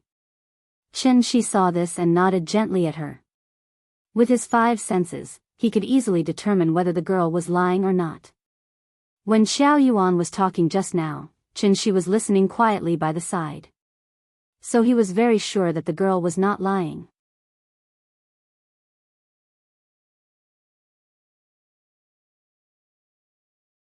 Chapter 142. After listening to Xiao Yuan's story for a few minutes, there was a burst of sirens on the street outside. The Ministry of Public Security's 110 Police Service Standardization Standards clearly stated that police personnel must respond quickly after receiving a police order. Any major threat to the personal and property safety of citizens, emergency call for help. In the city, they must arrive at the scene within 5 minutes. In the suburbs, they must arrive at the scene within 10 minutes. This was a hard indicator, so don't make a false police report. Otherwise, you will be invited to drink tea for a few hours." Seeing that the police came, Qianxi handed the little guy to Qin Ruoying, and he walked out with Xiao Yuan. The police car stopped in front of the tea house. The driver was a middle-aged policeman, and the policeman in the passenger seat was younger, about the same age as Wang Hao. At first glance, it was the standard of a civilian police and an auxiliary police. The middle-aged policeman was not polite. After glancing at Wang Hao and his group, he directly asked Qianxi, "Did you call the police?" Qianxi nodded. When he was about to explain the situation to the policeman, the middle-aged policeman pointed at Wang Hao and his group and asked, "Is it them?" Hearing this, Xiao Yuan suddenly acted like a class monitor reporting to the teacher. She quickly interrupted and said, "It's them. They just blocked the entrance of the tea house and caused trouble. They even smashed the window." "Did they do anything? Did they suffer any losses?" Xiao Yuan was stunned for a moment.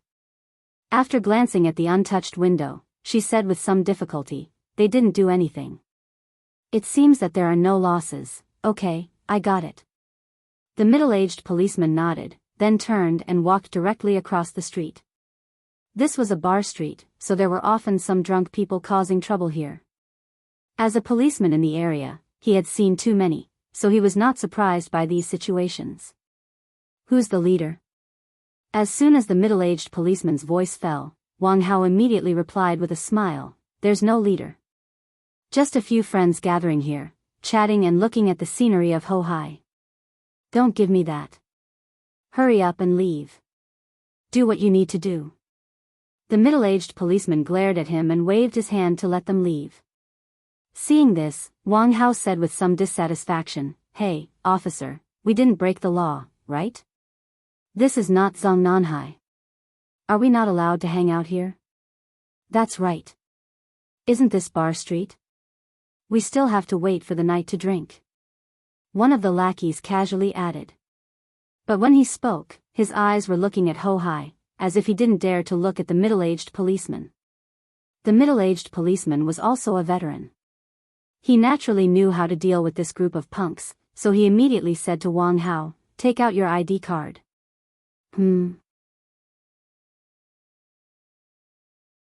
Wang Hao didn't seem to hear him clearly. The middle-aged policeman glanced at him, then suddenly saluted him. Then, he took out his ID and said seriously, "There have been many robberies around here. In order to ensure the safety of the people, I have the right to interrogate you. Please cooperate with the investigation. Otherwise, I have the right to forcibly summon you. If you have any objections, you can call 110 or 12,389 to complain. This is my police number, please show me your ID card." Wang Hao was terrified when he saw that the middle-aged policeman seemed to have changed into a different person in an instant. Therefore, he quickly squeezed out a smile and saluted to the policeman. Then, he said with a cheeky smile, "Understood, right away, we'll leave right away." After that, he called his brothers and left. The middle-aged policeman saw that he was tactful, so he was satisfied and took back his ID. As a basic policeman, he was also considered to be a very responsible kind, so he didn't leave immediately. Instead, he was going to wait until Wang Hao and his group left. Under the gaze of the middle-aged policeman, Wang Hao had to reluctantly take his group to their car. The more he thought about it, the angrier he got. So, before he left, he didn't forget to give Qianxi a middle finger, and then slowly made a gesture of slitting his neck. Looking at his posture, he seemed to be silently telling Qianxi that this matter wasn't over yet. The characteristics of hooligans, besides bullying the weak and fearing the strong, were also disgusting. If a business offended them, they wouldn't hurt them, but they would endlessly harass them, making it impossible for them to do business. Xiao Yuan also understood what Wang Hao wanted to express, so she quickly said to Qianxi, "Boss, I'm sorry. I'll go and explain it to them." After that, she wanted to chase after Wang Hao and his group. This matter had to be resolved. Why not take advantage of the fact that the police were still here and have a good talk with Wang Hao? At most, she would just have to pay for it. However, Xiao Yuan had just taken 2 steps when Qianxi suddenly pulled her back, then shook his head at her, indicating that she shouldn't go. It had to be said that Xiao Yuan really thought of this matter too simply. Wang Hao was obviously coming for her. Although she didn't know what they wanted to do, it was obviously not for money. There must be another purpose. Seeing that Xiao Yuan was still confused, Qianxi sighed softly, "Don't go. I think they're not doing it for money, but for you as a person, me as a person." "What do you mean?" "Boss, I don't understand." However, Qianxi shook his head and didn't explain further. Seeing this, Xiao Yuan could only stand beside Qianxi obediently. The boss had just saved her, so he shouldn't be a bad person. Listening to him should be the right thing to do. Wang Hao and his group drove 4 cars. They weren't luxury cars, but after the cars started, there was a rumbling sound. Obviously, they were modified cars, and the throttle was changed and the turbine was installed, so when the accelerator was stepped on, there was a deafening roar. As if to demonstrate, when Wang Hao drove past the door of the tea house, he deliberately stepped on the accelerator, making the noise even louder. Xiao Yuan couldn't help but cover her ears. The middle-aged policeman stood silently by the side, looking at Wang Hao and his group with a blank face. He was a policeman, not a traffic policeman, so he couldn't do anything about this kind of thing. Otherwise, he would have detained these bastards' cars. Wang Hao rolled down the window, spitting out a mouthful of saliva, then opened his mouth and silently said, F***CKU. Then, he gave Qianxi the middle finger again. Changing gears, braking, and stepping on the accelerator. After a set of smooth operations, Wang Hao laughed wildly and sped up. The 4 modified cars roared and sped away in an instant. The middle-aged policeman shook his head, as if he was lamenting the degeneration of the world. However, at this moment, Qianxi suddenly waved his arm. Then, Wang Hao's car slammed into the railing of Ho-Hai. Bang! In order to send them on their way, Qianxi even broke the railing. Therefore, when Wang Hao's car hit the railing immediately broke, and his car flew into Ho-Hai. The skating rink in Ho-Hai usually opened in January. Although some places were already frozen, it wasn't very thick. The car fell into the water, causing a huge splash. The middle-aged policeman was stunned by the scene in front of him. It wasn't until the car slowly sank into the water that he suddenly came back to his senses, and quickly called the auxiliary police to help him save people. It was just a small punishment and a big warning, not really taking their lives. Therefore, in order to prevent any accidents, Qianxi had already considerately opened the car door for Wang Hao while he was still in the air.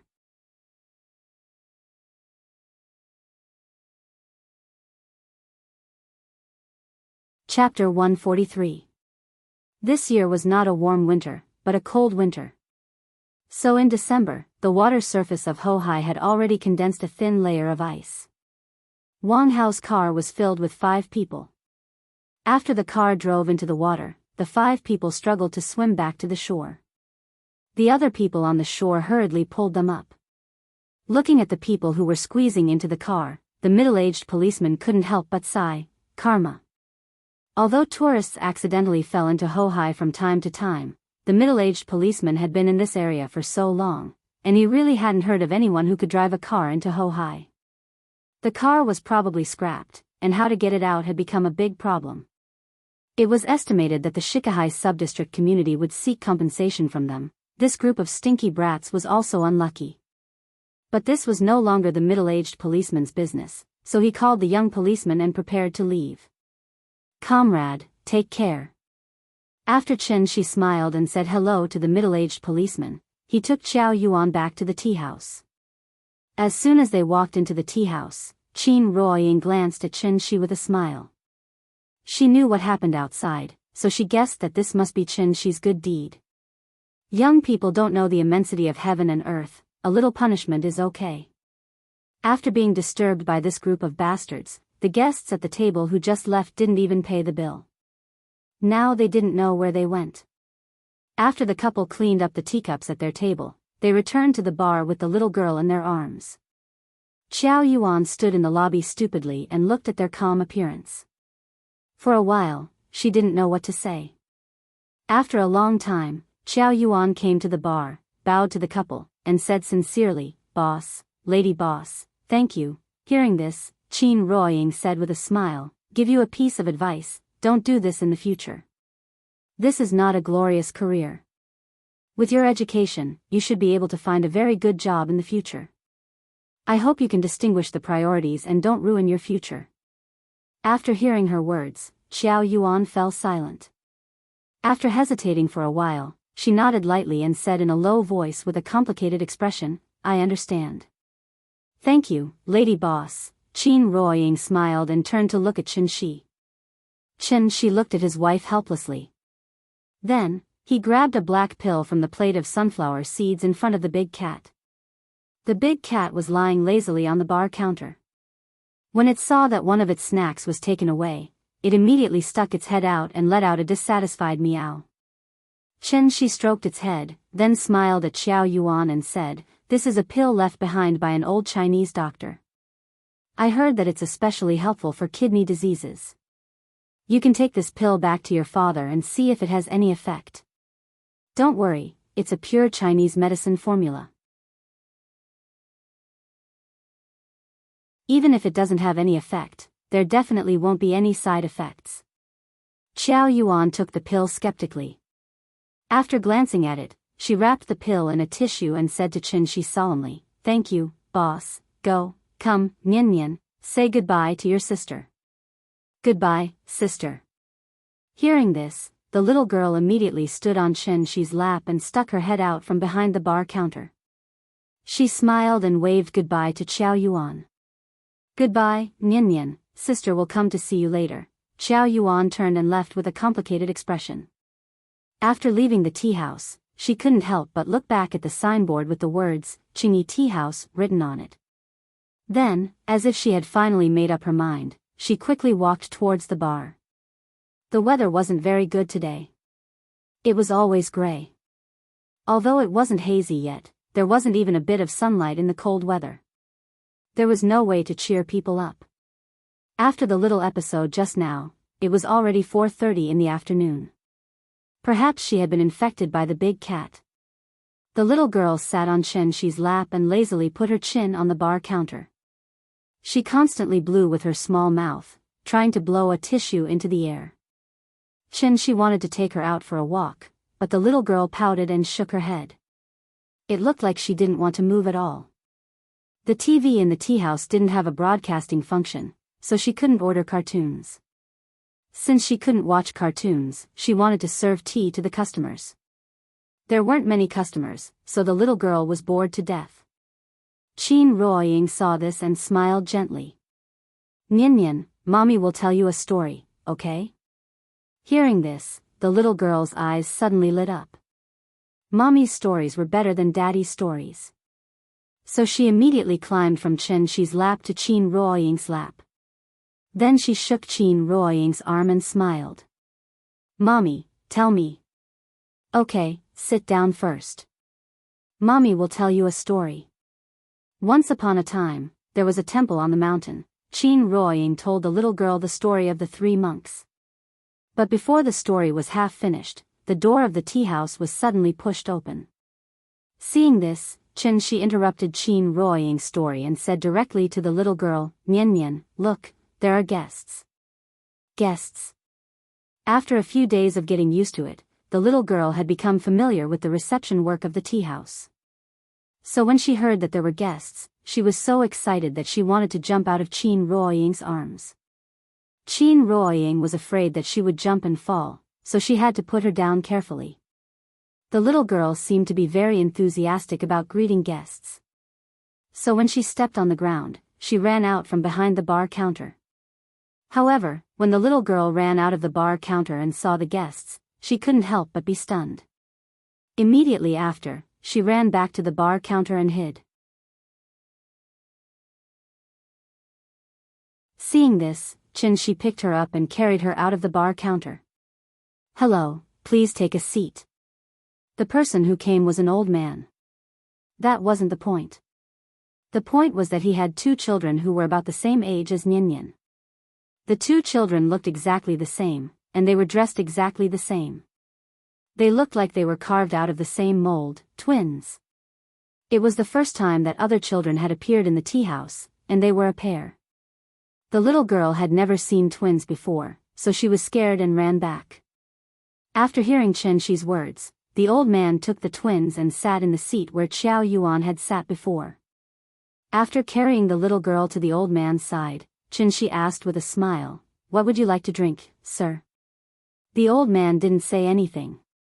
Instead, he looked at the little girl in Qianxi's arms with interest. The little girl seemed to be a little shy. She lay on Qianxi's shoulder and didn't dare to turn her head. "This is your daughter?" Yes." "How old is she?" 4.5 years old. Hearing this, the old man couldn't help but laugh. Then he pointed at the twins who were squeezed on the sofa and said, "What a coincidence, these two children are also 4.5 years old." It is a bit of a coincidence. As he spoke, Qianxi put the little girl on the ground. Then he held her hand and said to her, "Nian, come and say hello to Grandpa." The little girl hesitated for a moment. Then, with Qianxi's encouragement, she said very politely to the old man, "Hello, Grandpa."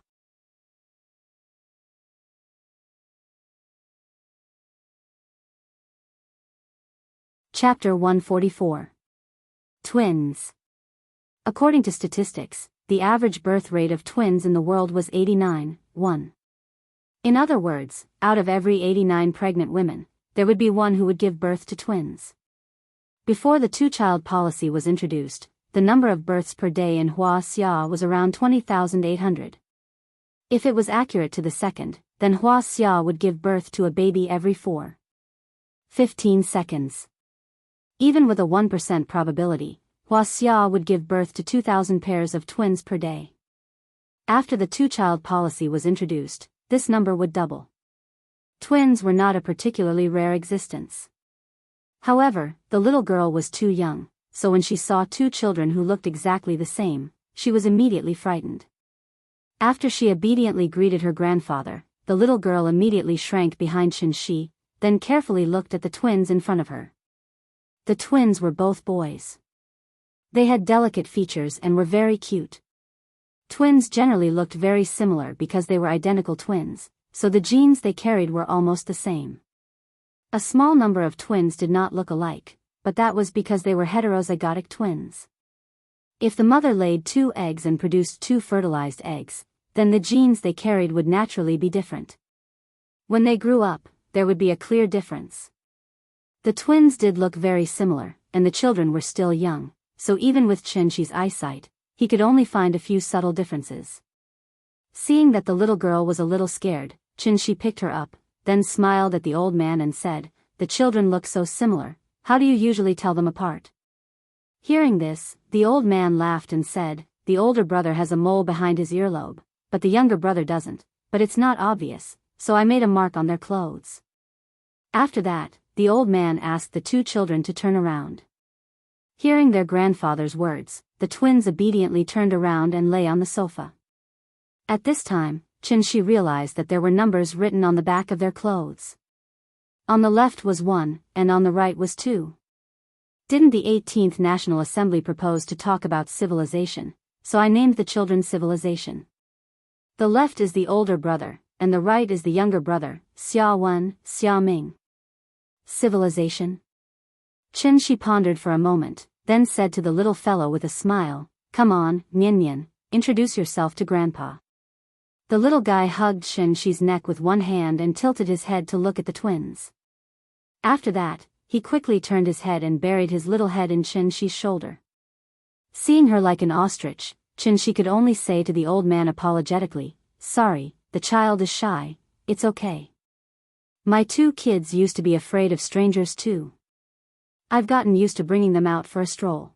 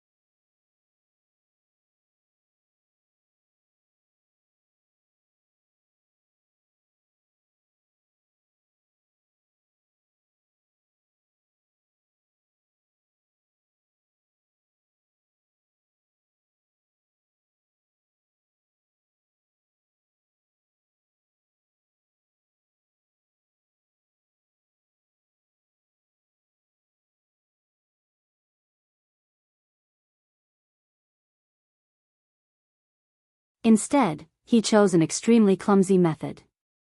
And that was to directly inject his vital essence into Qin Shueqing's body. His sister-in-law was now considered an immortal cultivator, so after Qin Shi's vital essence entered her body, he could circulate the Dharma art without any hindrance. It seemed like he was flying with Qin Shueqing, but in fact, the two of them were flying separately. However, Qin Shueqing didn't know this. Feeling the constant warmth from Qin Shi's hand, she actually blushed for the first time. Because she was worried that Qin Shi would notice her strange behavior, Qin Shueqing quickly turned her head to look in another direction. She didn't even hear Qin Shi talking to her. "I'm asking you a question. Where are those people?" Qin Shi thought she was frightened, so he patiently asked twice. It wasn't until the third time that Qin Shueqing finally came back to her senses. She quickly answered, "Southwest, south of one mountain. It's about 180 kilometers away from Spring City, okay." Qin Shi looked in the direction. After confirming that it was correct, he directly flew over with Qin Shueqing. Qin Shueqing secretly glanced at Qin Shi's side profile from the corner of her eye. You're tuning into the Carefree Valley YouTube channel. Don't forget to subscribe and join us on this journey to catch the most captivating stories.